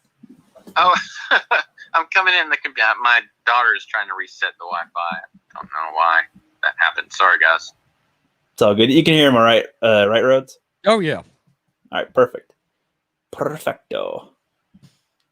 It'll just come from 2 voices from over here. It's all good. But yeah, if anything, we're adaptable, I guess, as a country. I would say, though it's harder to say if that's waning or not as it goes forward. Yes, I didn't actually get to hear your answer, but what was the short? So you don't have to repeat it for everybody else, I guess. For what? Rhodes. I know you said that you also lost your friend. Well, I lost my friend, but my uncle committed suicide 8 days before she died. And I had to take a step back from my channel a little bit and sort of reboot myself. Right. Just 1 second. Flip, do you have the stream on or anything? You said you can't hear him. Okay. Yeah. Yeah. Okay. Crap. I'll be there in a second. That's all right. Sorry. That's all right. Well, we'll probably only be going for just a little bit longer anyway. It's be kind of wrapping it up soon. We're going for a little bit over an hour over here. But while we're waiting on Flip on the moment, it's all good. Do you got any goals you're trying to achieve for this year, man? Yeah. I mean, I've been back in the gym for over a year now. So the next step is I need to go back on a diet. I was actually on a diet for like 4 months. And that and just grow this entire YouTube situation we've got going on. We're trying to set up a sort of a Geeks and Gamers network kind of thing. So right. Damn, smoker's cough. Anyway, excuse me. Yeah, look, there he is.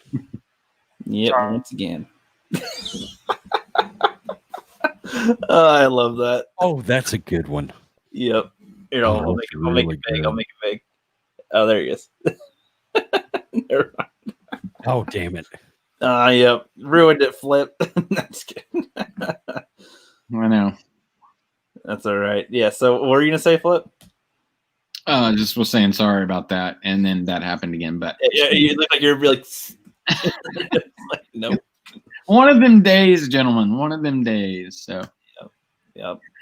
But yeah. So yeah, Rhodes was just saying that he's trying to grow his channel pretty big. He's been going to the gym as well, and yeah, they're trying to kind of make it like kind of like a Geeks and Gamers network. yeah. Which, if anything, yeah. Have you guys made a website or something? We haven't got a website. I mean, we're also, I just brought somebody on to handle Rumble. All right, yeah, that other Because- platform. Yep. We're gonna have all of our videos from all of our channels uploaded onto one channel on Rumble that'll be called the Black and White Network. So it'll be pop culture, politics, sports. Are you gonna dump them all on there, or like do it like a couple uploads a day or something to like maybe show the consistency on there? I don't know if that'll help on their algorithm or not. Yeah, the person that I'm trying to get brought on to do that, I told them I'm looking for about a 24-hour turnaround. Yeah. So if we put up 3 or 4 videos that day, I need 3 to 4 videos uploaded by preferably, end of day next day. Mhm. So and I don't know. I just literally before I took my dogs down, I was getting set up for you guys and talking to them at the same time.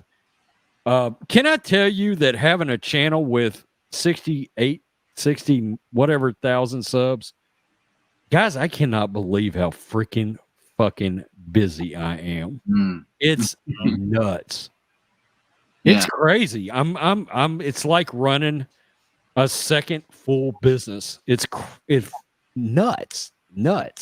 It's great. It's fucking cool. But we're working our asses off. We are. I've literally, counting my regular business and YouTube, I have not had a day off I haven't had a day off in at least 6 months. I believe it. Yeah. So It's a good problem to have. Yeah, you should schedule some time off though, so you're not too burnt out at some point. At some point. I know. In the summer, take off 3 days. He's loving it though. You got to be loving it. It's changed my life. It's awesome. Changed my life. Yeah, I mean that's I'm so humbled by it because it's opened up a whole nother world for me that I just did not see coming.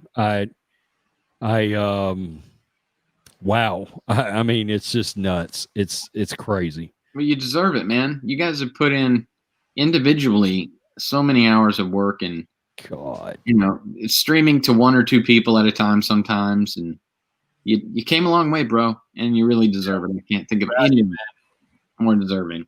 I uploaded probably, people didn't realize before I even got monetized, I had done 750 videos. Yeah. Whoa. Yeah. Nice. Yeah. And so it was and it was weird because me and Matrix both was like, neither one of us expected that sports channel was a hobby channel. It was a side hobby. Let's do 2 streams a week, maybe. We'll just miscellaneously talk about football. No big deal, blah, blah, blah. We never expected that to be the channel that launched. Never. Caught us completely off guard. I mean, we literally 2 weeks into August, we jumped from 1,200 subs to the end of September, nearly 40,000. That's crazy. And it was like, wow, we just went from getting 30 views a day to getting some days 250,000. And it was just like, what the fuck's happening here? Just It's crazy. because of sports. I felt like when you started hitting it on it, I was like, man, I wonder if it's because of sports, because sports basically sucks right now, and everyone wants it to be good again. It just seems to me that kind of was the unexpected trick or win, you know? Yeah, it just, I made a video on Bubba Wallace when all that crap started. I made a video. I said, you know, John, I said, I'm going to throw a video up about this Bubba Wallace thing. And the news was just breaking. I said, I'm just going to throw it up and see what happens. It got 26,000 views on it. And we got maybe 300 or 400 subscribers off that video. And I was like, wait a minute, what? And John said, well, let me upload one about Bubba tomorrow. And he uploaded one. It got maybe 5,000 views. And we got another, 30, 40 subs off of it. And I'm like, what the hell's going on here? So we did, that entire Bubba Wallace saga was responsible for about 55, 60,000 views. And by the end of 2 weeks later, he did a video about the San Francisco Giants pitcher would not kneel for the national anthem. And he did that video and it got 25,000 views. But then all of a sudden, like a week after he put it up, it got in Google. It got in Google's algorithm somehow. And the video blew up and now has 450,000 views on it. Wow. And then I did a video about Charles Barkley ripping Stephen A. Smith's ass, and it got 450,000 views. Damn. I remember when he did it. The same month we did that. And good God, it just, man, I just can't even get over it. It's crazy. Now we're looking at, we've got a podcast going. We've actually got subscribers of the podcast, like members. There's a membership thing for the podcast network, and we've got several members for that. And we've got designs on a multimedia company. That's where we want to take this. Like, got this, bro. Yeah. Man, if you can hit on podcasting, woo. I mean, YouTube is great. Hitting on podcasting is like, you're talking about. Because the experience I had was that you can only make, and it was a brief time, but Fallon and I were doing some podcasting, right, for the Phantom Collective. And I think we were getting like 3 pennies out of, like, you had to have like 1,000 viewers and then you get like 3 cents or something. So how would it work otherwise? Well, what happens is, like, we use Anchor as our network. And we just take our audio, we shave our audio off our live streams and upload it as our podcast. Okay. And the way it works is I think we get somewhere around maybe $10 for every 1,000 in views. But here's the thing. If that podcast ever hits, ever truly hits, and if you keep doing content, it's just like YouTube. Eventually your podcast will hit, but you can't give up. You got to just keep. It's going to seem like you've got 150 podcasts up and it's like, shit, I have made not much money off of it. Okay. Just like YouTube.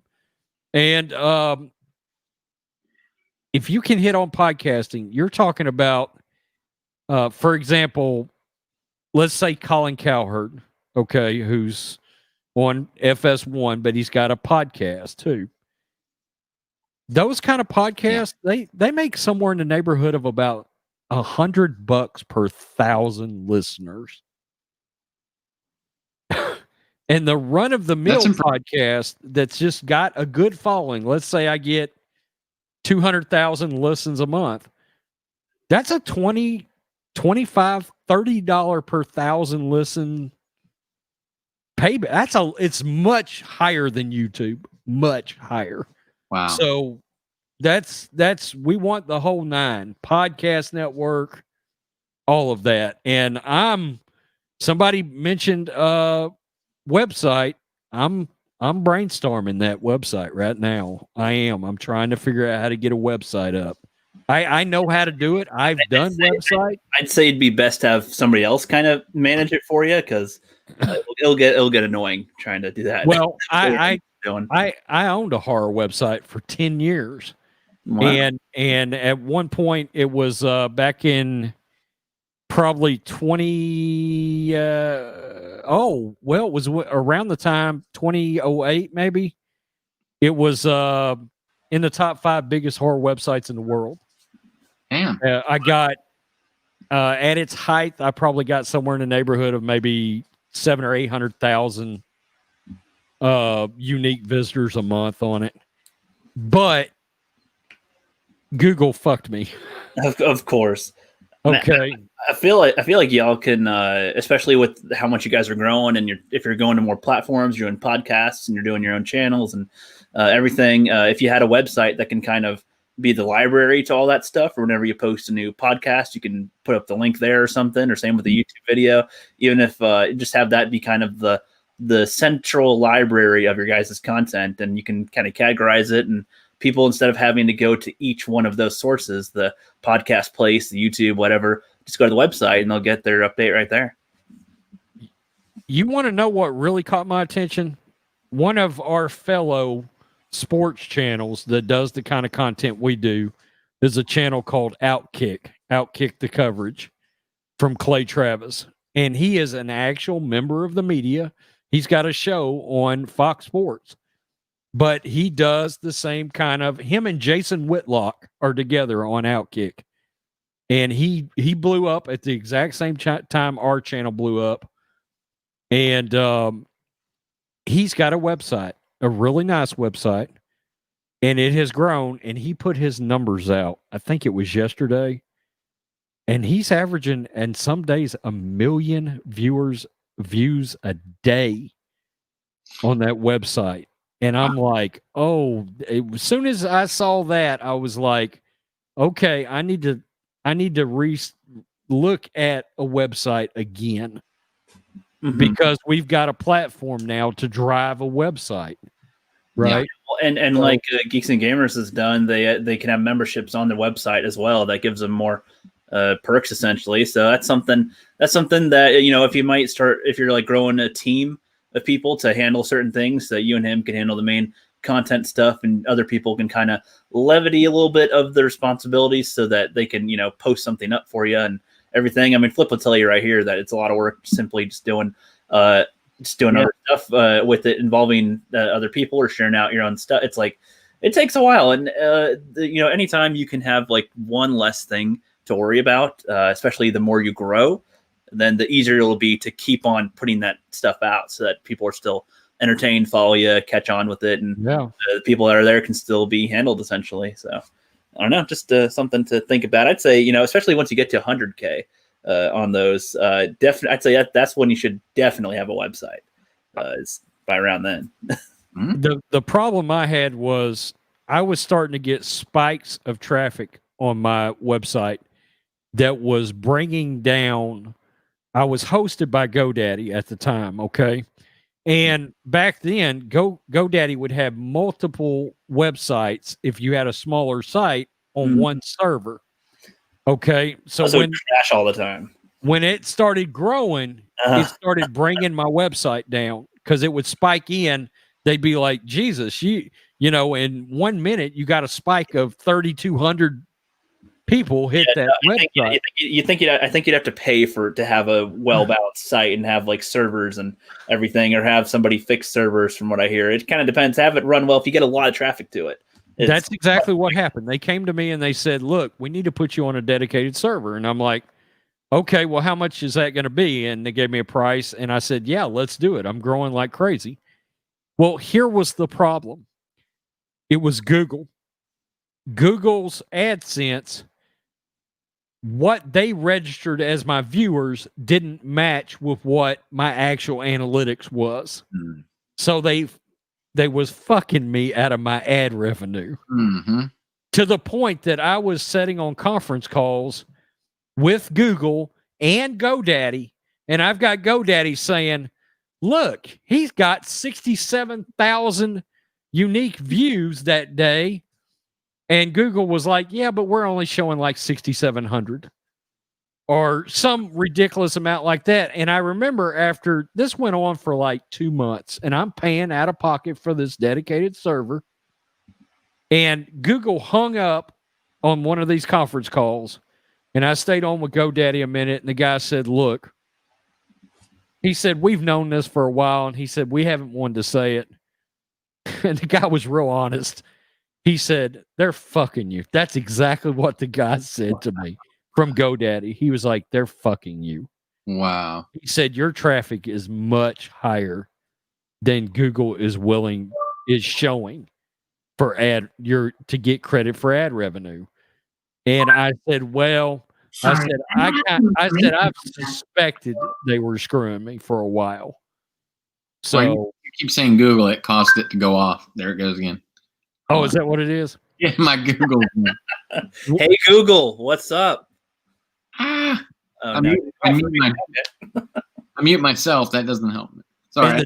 And the difference in ad revenue, to give you an idea, it was off so much that AdSense was costing me somewhere in the neighborhood of about $4,000 a month. Me. That's not right. And they were paying me like $320. So what did you just said what? Like I gave up. I gave up. I had the website so long, it had finally done what I wanted it to do. I mean, I literally had made Hollywood contacts with this horror website. I had talked to Derek Mears. I had talked to Sean Hood, who was the writer of Halloween Resurrection and Conan the Barbarian, the remake with Jason Momoa. Mm-hmm. I had a daily dialogue with him going. I mean, back and forth, because he loved my website. And my Twitter account that I've got right now, the reason I've got so many followers is because I started it when I started my website. And I think the 4th or 5th person that ever followed my Twitter account was Wes Craven. Really? The 4th or 5th follower? Yeah, my 4th or 5th follower I ever had. And I talked to Wes, and he was like, I read your website. And that's how Sean Hood found me, the writer of, and he sent me an email and was like, dude, I like your content. I like your website. Yeah. And I started developing these relationships with people. And if I had it all to do over, when I started that website, I would have started a YouTube channel, a horror YouTube channel back then. Yeah. If I had it all to do over, that's what I'd have done. You have nearly 7,000 followers. And well, I guess if I'd seen your horror channel too, I'd have probably liked it too, because I was big into horror. Not as much as FANZCENE, but I'm a big fan. So that's amazing. You met, and you know who Wes Craven is, right, Rook? Yeah. He's gone. Nightmare on Elm Street guy. Yeah. You know he's deceased now. Wes is, right. But it was pretty wild. I mean, Wes followed me. At one point when I probably had maybe 1,000 followers, Arnold Schwarzenegger followed me, which was pretty cool. And it's because I would not only review horror, but I'd do like Terminator, Predator, things like that. So I know you actually got in touch with somebody, and a long time ago I was on a stream, and right before the stream you said, maybe don't mention it, but it's been over a year. Regarding The Mandalorian, is there anything you can elaborate on that? Did you know Luke was coming? No. I can tell you what I did know of now that we can go back and look at The Mandalorian. Yeah. I knew something crazy was coming. Remember the first episode reveal when they showed Grogu for the first time? Yeah. I had been told, look, everybody knows he's taking care of this baby. And my guy said, it's going to be a species that is going to blow your mind. You're going to be like, holy shit. And I was like, well, what is it? And he said, I'm not ruining that for you. Haha. Because, and sure enough, when Grogu was revealed in the first episode, I'm like weeping because I'm like, oh my God, it's Baby Yoda. You know, I was so unexpected because I thought it was going to be like a, you know, like Greedo's species or something like that. I didn't dream it was going to be Yoda. Jar Jar's son, or you know, Yeah, Jar Jar's exactly right. And now, I've got some stuff lately because I still have these conversations, even though my channel, I'm kind of glad it's going back to pop culture because I still got my contacts. But I've talked to them about Kathleen Kennedy. Well, if you watched the documentary they came out with on season 2, do you notice she's nowhere to be found? Yeah, I saw them all. So I asked about that, and they was like, look, all I'm going to tell you is one of my contacts is involved with creating things involved with the show. Okay.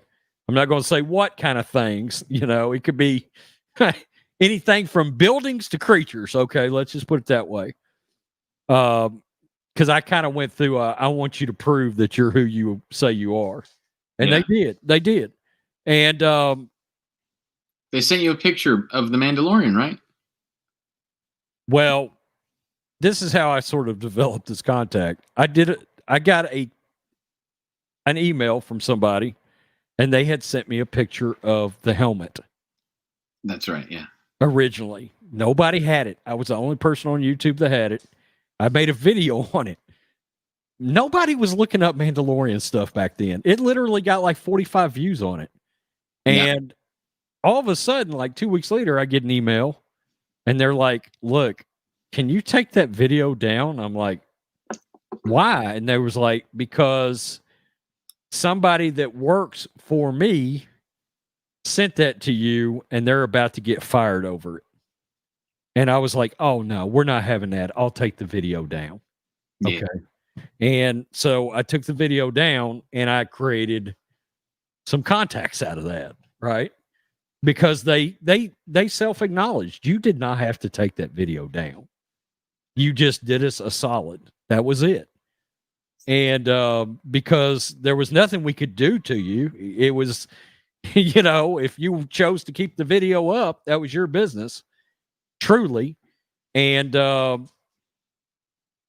was like, yeah, I'll take it down. I don't want to see anybody lose their job over a 45 view fucking video. Forget that. Yeah. And so I took it down. And so I started getting fed some stuff. Okay. And I was like, wow, this shit is actually happening. Okay. You know, as I'm watching the show or whatever. And Kathleen Kennedy was nowhere to be found during the filming of season 2. This person who is around the set said, I did not see her all the entire time. And I was like, well, what about season 1? And they was like, no, she was not around very much, but she was around a couple of times, including the time that George Lucas was there. Well, they saw George this season on the set, but Kathleen Kennedy never showed up to the set of The Mandalorian in season 2 at all. And they acknowledged the other thing. Jon Favreau hates The Last Jedi. He hates it. Like, he hates it enough, he runs his mouth about it. I bet Pablo doesn't like John very much. Yeah, well, I mean, and we kind of saw that ooze out from the ending. The ending of, and no, I did not know Luke was coming, and I take that back. I knew he was coming, but I didn't think it'd be nearly this soon. I thought it was going to be like season 4. Or something like that. So definitely people should pay attention to your channel when it comes to Star Wars stuff. I used the same methods I used with horror and just applied them to Star Wars and the same kind of stuff from when I ran my website, and it helped me with Star Wars. It was like, wow, now it's harder to get stuff. Because in horror, a lot of guys actors will talk, you know, to you, surprisingly. They don't have like some big I'm an actor chip on my shoulder. They understand essentially they're kind of a B actor, right? Yeah. You know, some character actor that's been in 7 Rob Zombie movies. Those guys are totally cool. They're Yeah. like talking, me and you talking right here, you know. Kind of harder to get Star Wars stuff, though. I will acknowledge. Wasn't it? I think the story goes that you had met somebody at a gas station, or I can't remember. At a gas station? Like the initial contact with that Mandalorian. Oh no! I don't know. I have not met any of these contacts in person. It has all been. I get my stuff through email. That's it. Now, being on YouTube has helped because I've created contacts with other YouTubers that also have their own contacts, and Yes. so it's just been. Or somebody, I'll hear something in somebody's video, and I actually get YouTubers email me, and they're like, "Have you heard this?" And I'm like, sometimes it's like, "Yeah, I have heard that," or it's like, "Let me see if I can confirm that." Confirm, yeah. You know, or if I get something pretty similar, you know. Now, look, I'm glad I didn't know about Luke. I'm glad I didn't, because it was glorious. Yeah, it was special, man. It was glorious. I look, I'm not even a Luke guy. I'm a Han guy. But I bawled like a baby. I cried and cried. I couldn't believe it. Yeah. I mean, and I'm this is how I get up and watch The Mandalorian. You know, it premieres at like 3 a.m. in the morning or some shit like that. Yeah. So I set my alarm. I got up at 3:30. And I'm fired up because I know it's the season finale. But I turn it on, I start it, and all that's going down, you know, where they're trapped in the room. The troopers are trying to get in there, they're beating on the door, and you know, all of a sudden that beacon goes off, and Cardoon goes, "Oh, great, 1 X-Wing." And I stood up. I was laying on my bed watching my TV's. I'm in my bedroom right now, and I've got a TV in here. I jumped off my bed and was like, 1 X-Wing? I literally, out loud, nobody else is here but my dogs and my animals. I said, 1 X-Wing? And so I got up, and immediately I was like, I know other people said, well, Dave Filoni might be Trapper Wolf or whatever. And I'm like, all that goes through my head in a matter of just 2 seconds, and I'm like, none of that makes any sense. I ran over in front of the TV, and I'm standing like 4 foot in front of the TV, and already I'm starting to get like a little watery because I'm like, it's gonna be Luke. Gotta be Luke. I'm like, it's gonna be Luke. I'm like, surely there's no way they pulled this off. And then all of a sudden you see that one screen where they're watching all the screens inside the Star Destroyer, and you see that black cloak walk through. No lightsaber yet, none of that. And yeah. I'm like, I'm almost hyperventilating at this point, you know, because I'm like, I'm misty, and I'm like, my God, I think this is Luke. And then all of a sudden we see a lightsaber, but it's still black and white. They're watching the black and white screens, and yeah, Favreau did a great job of not out and out revealing that it's Luke. But if you watch, when the X-Wing comes in, Grogu turns his head and his ear turns up. And I'm like, it's a Jedi. Yeah, it's a Jedi. It's going to be a Jedi. And then all of a sudden we get flashed to, we only see the black boots. We see the black cloak, and all of a sudden the black glove comes down, and I am full blown bawling at this point. I am losing it. And then I was like, wow, this is great music, but it's really different kind of music for being associated with Luke. It sounded like Terminator, didn't it? Kind of like kind of weird like that. Very different for Star Wars. And now I understood why, because when they got in the room together, they were saving Luke's Force theme for when he pulled the hood back. And of course, he pulled the hood back, and I was like, I mean, it just went even more. I'm losing it. I'm crying everywhere. I'm 45 years old. I'm bawling everywhere. Grown man, 4:30 in the morning at this point. Yeah, brother. And I was like, I can't even believe this is happening. And once I get kind of calmed down, then I get Din Djarin and Grogu saying goodbye. I'm torn up over that all of a sudden. I'm like, really? I'm emotional over this. They did it right.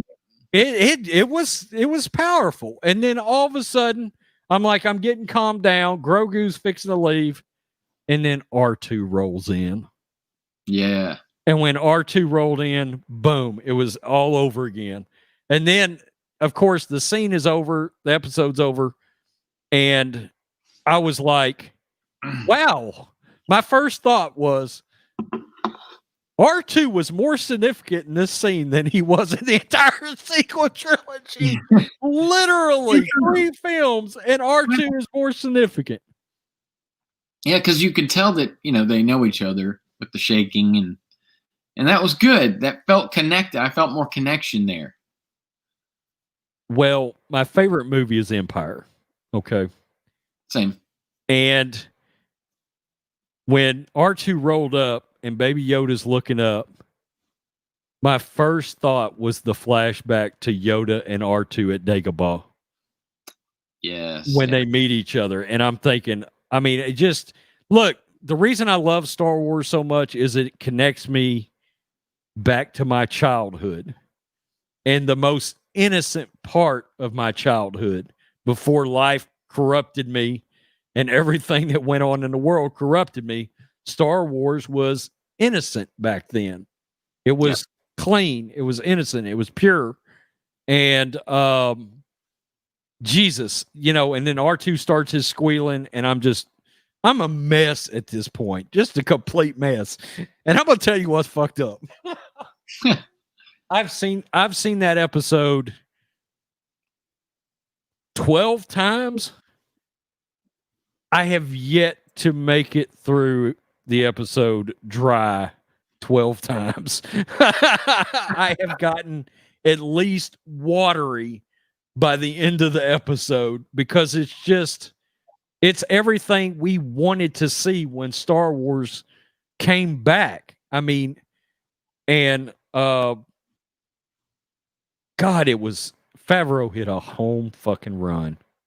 Big time. A grand slam in the bottom of the knife to win it. It was just it was anti anything Disney has ever put out. Yeah, and it really was kind of the grand slam at the end of the 9th inning, because we went through all those other 3 movies. I like 3 people on base. You come up to bat with the end of the 2nd season of Mandalorian, and they knock it out of the park. It's and look, I had already had an emotional moment because my 3rd favorite character in the entire thing is Boba Fett. Yeah. So 2 episodes earlier, same scenario. I'll set that up. Shit. Same scenario. Exact same setting. 3:30 in the morning. They get to the planet. Yoda's up, or Baby Yoda's up on the rock, and he's trying to channel the Force. And I'm sitting there, and all of a sudden, unmistakable sound for me. I'm like, I hear that jet engine of the Slave One. Yeah. And they hadn't even showed it yet. It just shows Din Djarin looking up at the sky, and I hear that jet engine, and I leap up off my bed, and I run over in front of the TV, and I'm like, and then he looks up, and it's the Slave One. Well, already I'm starting to like water up a little bit. I'm like, holy shit, Boba's here. Boba is here. Oh, yeah. And then I go through that whole thing, and then he gets his armor back. Shit, yeah, dude. And I was like, and I got to see Boba Fett in all of the glory that all those years of being 5 years old, and I got my Boba Fett from all my Kenner proof of purchases I sent in, Yeah. and they sent me a Boba Fett back in a little white box about this tall. Yeah. And with the rocket. That's right. Yeah. That's right. And God, they just did such a great job. The really only good flaw was the second episode. Other than that, the entire season was great. It was just great. It was great. Yeah. Yeah. I mean, there was, like you just said, like maybe the second episode, there was a weak moment here and there. They had to fill it up. The budget was for the end of the whole season, so they really blew their wad at the end there. But yeah, man, overall, really a great season and everything we wanted. You're right. The sequel trilogy I don't even know what the hell that was. I try to not think it exists, really, but I don't know. What do you really think they're going to do to top this? Like any sort of secrets you can't tell us, but give me an expression. Well, number one, there's a season 3 of The Mandalorian, so everybody can not worry about that. It's not, Boba Fett is not the next chapter of The Mandalorian. It is not. No. It's a Boba Fett series in December. And then The Mandalorian, I believe, is going to premiere the very next month after Boba Fett is over. It's either the next month or the month after that, but it's really, they're going to be really close. Rangers of the New Republic, Ahsoka, Boba Fett, The Mandalorian, and I'm trying to think if there's another series. At least all 4 of those are all tied together. Yeah, crossovers. Okay. Okay. And it is all going to end in some kind of an in-game situation. This is what I'm predicting, because this is what they've got to do something about the sequel trilogy. And I think it's going to end with the world of the worlds completely. I'm not going to say scrapping it, but retconning maybe the worst parts of it. Yeah. In some way. Okay. I think that's where we're headed. I think that's why Ahsoka's got a series. Mm-hmm. And of course, now there's the big Robert Downey Jr. rumor. You heard about that, right? Just today. I was even telling Ricky about that. Yeah, that's cool. Not the name I heard, but they were half right. It was somebody from Marvel. I had been told somebody from Marvel that has got a significant character in the MCU, and I thought Benedict Cumberbatch is who I thought. Oh, he'd be a good Thrawn. As Thrawn. And then when we found out it was Robert Downey Jr., I was like, okay, that makes a lot of sense because of the relationship with Favreau. He'd be pretty cool too as Thrawn. I've told people, some people are doubting that. Robert Downey can play anything. He's an incredible actor. He really can play anything. Yeah. Like, people should go back and look at his career, like find like IMDb and find some obscure movies that you've never seen him in, something that might interest you. And he's done some incredible stuff. His acting is great. Chaplin, you know, is one that a lot of people don't think about, and it's not even my kind of movie, but he's phenomenal in it. Right. You know, he just is. I'm trying to think of a couple other movies. Damn, there was one he was in with a Denzel? couple. I don't know about that. But if he was in one with Denzel, I'd like to see that. But he was in one where I know there was Less Than Zero, right? That was a pretty good one. Right. But that's not necessarily the one I'm thinking of. There was one where he was growing up with some other kids. I think Keanu Reeves was one of them. And then somebody in their group dies, and it's really an emotional movie. They're in a band together or something. I don't know. I have to find it. I haven't seen it since 8th grade. So he was in, people forget he was in Natural Born Killers. Was he really? I didn't. Yeah. He plays a media guy in that. Oh, here's a good one. Kiss Kiss Bang Bang. That's good.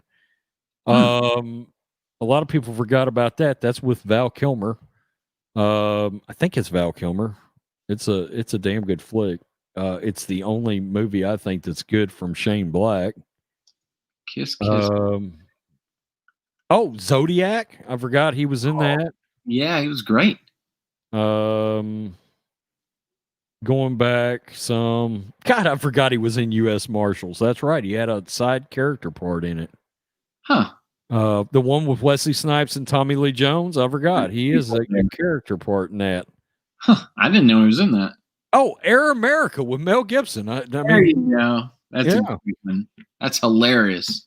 yeah. They're So like smuggling money, arms out of Vietnam or something like that. The CIA. wow, I forgot he was. I don't even remember that. He was on Saturday Night Live. Robert Downey? Yeah, I didn't know that. He was on Saturday Night Live in 85 and 86. That is insane. Yeah. I Same didn't know version that. of that, but that's crazy. I'm trying to look up Kiss Kiss Bang Bang, but he'd make a really good Thrawn. I mean, obviously they're going to make him look a little bit like Thrawn, and I can see that in my head. I think that'd work. What do you think about that? You think? Yeah, I think he's gonna knock it out of the park. And what it does is it, for genre fans in general, Robert Downey Jr. is going to be a massive pull marketing wise. Yeah. That is, I mean, he's like the A-lister of A-listers now, and he will be in the Star Wars galaxy. That's a win. That's a win for the fans. I think so. A lot of people were saying I was watching Star Wars Meg. I like to watch her channel. And she said that a lot of people would rather have a B-list actor, or at least just someone not as well known, to come play it. That Robert Downey Jr. would take away too much attention from the franchise and the story and the feeling of Star Wars, and take it and divert it to himself too much. But I kind of disagree with that. What's your take on that? Well, I can think of one actor that, two actors that are considered really good actors that were in the prequels, and they didn't take anything away from them. And that was Samuel L. Jackson and Liam Neeson. Yeah, true. I loved Qui-Gon, Yeah. So I'm not so sure about that, I think it would. I think we're going to see a lot of Marvel casting happen here. Actually, I do. I would be floored if we don't see Chris Evans. I would just be floored. Just because, if for no other reason, I could see Favreau wanting to even get Chris involved for one episode. Just one episode, maybe in some kind of confrontational way, between the two. But I think you're gonna see a lot of MCU. He can't pull Paul Bettany in because Bettany was already in Solo. Right. Yeah. So because I could have totally seen him in Star Wars. Unfortunately, they wasted him in Solo. He's a good actor. He's a good actor, generally speaking. Yeah. I don't know. Who else would you like to see out of that? You said that RDJ wasn't the name you heard, so he might not even be Thrawn. I mean, I guess. I really, with all the information I got, I thought it was Cumberbatch. Wow. And I kind of deduced that, but now we found out it's not Cumberbatch. It's Robert Downey Jr. So right neighborhood, right ballpark, wrong player. So because I got tipped off that it was a major player from the MCU, a significant character, and I was like, well, Thrawn. If you just look at everybody in the MCU, Benedict Cumberbatch it seems a natural fit for Thrawn, And I really thought that when I watched him and saw him in 1917. He's just got a small role in that movie, but he plays a British officer, And I remember when they come up with the camera on Benedict, he turns around. And That's when he turned around, I was like, holy shit, Benedict is Thrawn. That was the first thing I thought of. I can see, yeah. Saw him in that. That was a So one-shot movie, or I mean, they made it look like a one-shot movie, right? The World War One. it's a good movie. Oh, I've seen it. It's a good I saw movie. it, Yeah. it's awesome. Yeah, it is. It was Joker was my number one movie of the year until I saw 1917. And I was like, that's a better movie, probably. You know. So and I love Joker. It was my number one movie until I saw 1917. So yeah. Hell of a flick.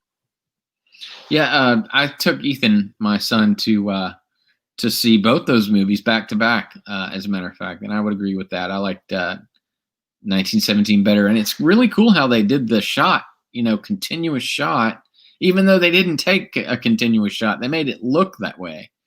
But they still had to film it that way, as if, each scene they couldn't break for even just a minute. Somebody coughs, and then the daylight changed. Right. Behind this, it's crazy. It's crazy. Loved it though. It's a phenomenal film. It really is, and especially when you consider that, like we were just talking about with actors of a name, we didn't really know those two guys, as stars, but they were great. They were great. Definitely one of the best films I've seen in a long time. I might watch that tonight. I haven't seen it in a while either. Yeah, I'm about due for that. I'm about to start or attempt to start. One of my clients in my service business told me today I need to watch like Code Red. I need to watch Battlestar Galactica. And I was like, okay. And he's like, dude, he's a big Mandalorian fan too. He's a total nerd, like me. And he was like, you're gonna love Battlestar Galactica. The remake, the one with Katie Sackhoff, who's Bo-Katan. He was like, you gotta watch it, dude. It's really good. I haven't given it a shot either, to be honest with you. Yeah, well, there's like 4 or 5 seasons, and he was like, he's high on that. And he's very high on The Expanse, which is on Amazon. And he said, look, that's really good. Have you seen that? I haven't, but everyone tells me to watch it. Yeah, well, he said, that's phenomenal too. And I said, well, which one do I need to go with first? He said, well, watch Battlestar first. I said, okay. I watched it when I was young. I was like, the Cylons, I was like all about that, Yeah. I like the ships. Now, they did keep the ships mostly the same, updated it a little bit. I like how when they're in space, the ships sound like they're shooting machine guns, which is just a neat sound to me. Right. Although I did miss the traditional pew, pew, from the 80s. But then they made the Cylons sort of humans, but they still have the droid-like Cylons as well. Right. Not often because of the budget, I imagine. But I don't know. I didn't like the fact that they didn't have as many of the the stormtrooper looking Cylon deals, because those were awesome to me when I was a kid. I was like, that's cool looking, Yeah. But I'll give it a shot if people are saying give it a shot. Yeah, he and I know that Battlestar series has got a massive following. I do know that. Yeah. It's got a like Battlestar actors are like huge on the Comic-Con tours because of that show, and like Edward James Olmos is stars in that show, and he's a hell of an actor. So yeah, I'm gonna give it a real shot. And Katie Sackhoff is in it, so yeah, I loved her in Longmire. I don't know if you've ever seen that show. I watched about 2 seasons of that, and I love it. Yeah, good show. Yeah. So anyway, guys, I just realized something. I have not eaten lunch or dinner today. I have not eaten today. I skipped dinner too while I was doing this. So yeah, I probably ought to wrap it up because I got to be at work at I got to be at work at 6 a.m. Damn. So, yeah. I am normally going to sleep in about 35 minutes, and I still got a lot to do. Yeah. Well, thanks for coming on such short notice, bro. Thank you. Thanks for having me on. As much as I can try, and look, dudes, my channel's about to flip back, so absolutely, we're going to do. I think we're reinstituting Friday pop culture streams, so I think that's what we're going to do. So now that's not all we're going to do, but I mean, it'll be an opportunity for y'all to come on, and hang out and talk about Star Wars. I mean, that's what we're going to do is hang out and talk Star Wars and Cobra Kai, probably, Well, yeah, sounds good. So I can watch Cobra Kai, the 3rd season, right on Netflix? Oh, yeah. Yeah. I thought so. It looked like that it was out, but I didn't realize that it's all on there. It's All not 3 just seasons. Yep. You Cool. haven't seen the 3rd season yet. Is it good? Holy shit, dude. Yeah. I mean, it's like John Matrix thought it was better than The Mandalorian season 2. What? Really? Yeah. I didn't agree, but it's damn close, dude. It is closer than it should be. Let's put it that way. It's damn close. Yeah. And they And bring dude- the girl back, I bet. They had to. Dude, it's interconnected with everything, including the Karate Kid Part 2. You've got to watch it. Oh, all right. I saw Oh, the first season.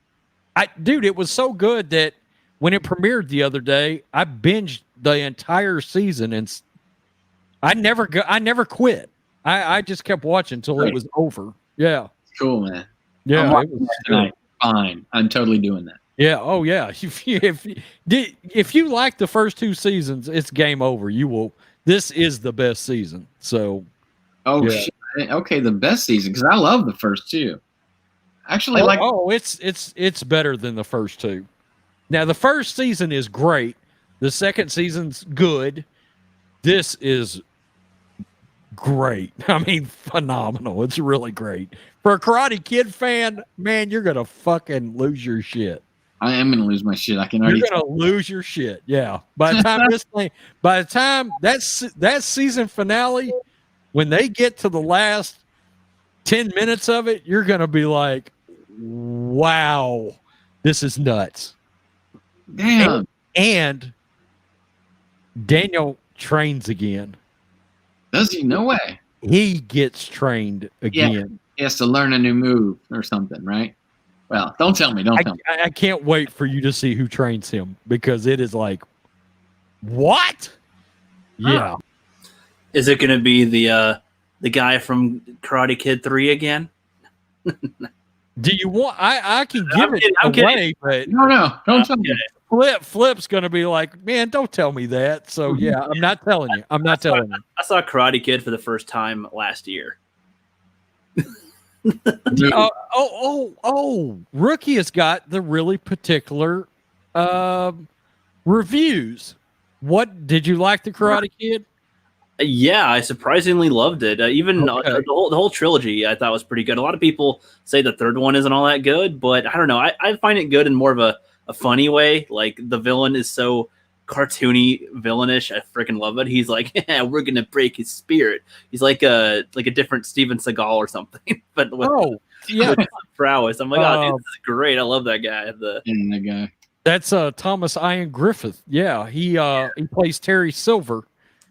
Yeah, Flip. I love him. Remember that name. Okay. Remember that name. Yeah. Does the 4th Karate Kid come into play in Cobra Kai at all? Not yet. I don't know if it will, but not yet. I will tell you what's cool. There's an entire Kreese backstory Oh, excellent, man. from when he's young, and it's awesome. It is fucking good. Yeah. I'm glad Yeah. they did that. Yeah. Yeah. Oh yeah. It you certainly understand. Yeah, I mean some of the best villains are the ones that you have some empathy and sympathy for. So yeah. You have some for him, I guarantee you. You can see why he's an asshole. And it's Absolutely. true in real life about certain people. you know, and I'll let you go here in a second, but I was at work and a guy, you know, got in my face about what I was doing and said he deserved to be seen, you know, have service first. And I let it go. I mean, I don't lose my job or anything, you know. So Right. I let it go. But when he walked away, this old guy that was standing near me, and he goes, "And you just let it go." And I go, "Yeah." He goes, "That's what you do right there." And I said, "You know, that or you pray about it." And he goes, "You know what? That man has something worse going on in his life than you could probably imagine, and that's what he's mad at, not you." And I was like, "Yeah." So that makes sense with the John Kreese story. I bet it. Man, That's some wise words too. Yeah. Yeah, absolutely. That's a fact. That's a fact.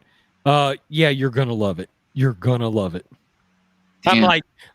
Look, I'm excited for you to see it. I envy the fact that you haven't seen it yet. So I've got a friend that had not seen The Mandalorian yet, and I was like, "You bastard! You get to go through all of this for the first time." You know, I mean, I'm like, that's going to be awesome. So, yeah, I've got to go, guys. I appreciate you having me on. I really do. I know, man, it was a blast. Good seeing you again. I'm sorry. The first time y'all had me on, a thunderstorm knocked me right off. I know. Did y'all remember that? Yeah, the universe was like, "You shall not stream with roads," and we're like, "No." I didn't have internet that night for. I might have even not had it for that entire rest of the night because that did a lot of damage out here. That storm that knocked me off that night did a massive amount of damage out here in my area. In fact, there's a house around the bend here that it knocked down. He had 6 trees in the yard. It took all 6 down. Whoa, was it tornado? Wasn't supposed to. They said it was straight line winds, but they said like damn. They said when that storm came through, they estimate there were straight line winds at 80 miles an hour in that thunderstorm. It was probably an anime fight. Y'all just couldn't see the people fighting, and just you just see all the wind from all the kicks and punches. You know, May have been. We thought we might get some of that tonight. I mean, they were talking severe weather. No, it just rained like 5 inches in 3.5 hours. That's all. And I can't believe I almost lost my dog tonight. I'm still like, you're gonna keep a better eye on your dog when you get up to the door now, right? You can be like, dog in front. Well, and the only reason he was still on his leash at that point, walking up to the door, is because it was pouring. Yeah, that's the only reason. Now, on a normal day, would he have been able to see good enough and that not happen? I don't know, because it was dark. It was dark outside already. We normally go down in the daylight before it gets dark. But I can tell you guys, I almost died. I almost died. I was like, you cannot. While that is happening, I'm thinking, this cannot happen on top of everything else that has happened in the last 3 weeks. I cannot have this happen. Yeah. And I was so scared I was going to pull him up and he was going to be gone, because because it was such a, he's 30 pounds and, it jerked my arm down. That's how much force it caught with when I stopped with the leash. And I was like, oh, Jesus, the collar snapped his neck or something. He hung himself. And I get him back up, and it's like, he's looking at me like, what were you waiting on to get me? Bad time, man. I was waiting on it forever. I'm like, you old shit. But my heart is just, I'm shaking, it's hold that dog a little closer tonight. Yeah, he's sleeping with Dad tonight. Guys, y'all have a great night. You too, man. Thank you. Yep. Have a good one. Y'all take care. All right. I think that about wraps it up for tonight. Sounds good. Nice and fun conversation with the team and Rhodes. Yeah. Everybody. Any last things to close out, man? We're working on the cards. We've got the printer just about to go to print. We had a couple of people change the name of their YouTube. Go figure, right, Rook? Mm-hmm. And so we're fixing the cards on that, and then the printer's ready to go. It shouldn't be too much longer. We're really excited about these. We can't wait to show them to everybody. Rookie and I are going to be doing a lot more streaming and a lot more content on the Phantom Collective, so do stay tuned, not just for that content, but some of your favorite YouTubers, both big and small. So that's where we're at. Hell yeah, pretty much sums it all up. And yeah, with that, everybody have a good one. We'll be seeing you around. You'll be seeing us around as well. So I'm going to press the end broadcast button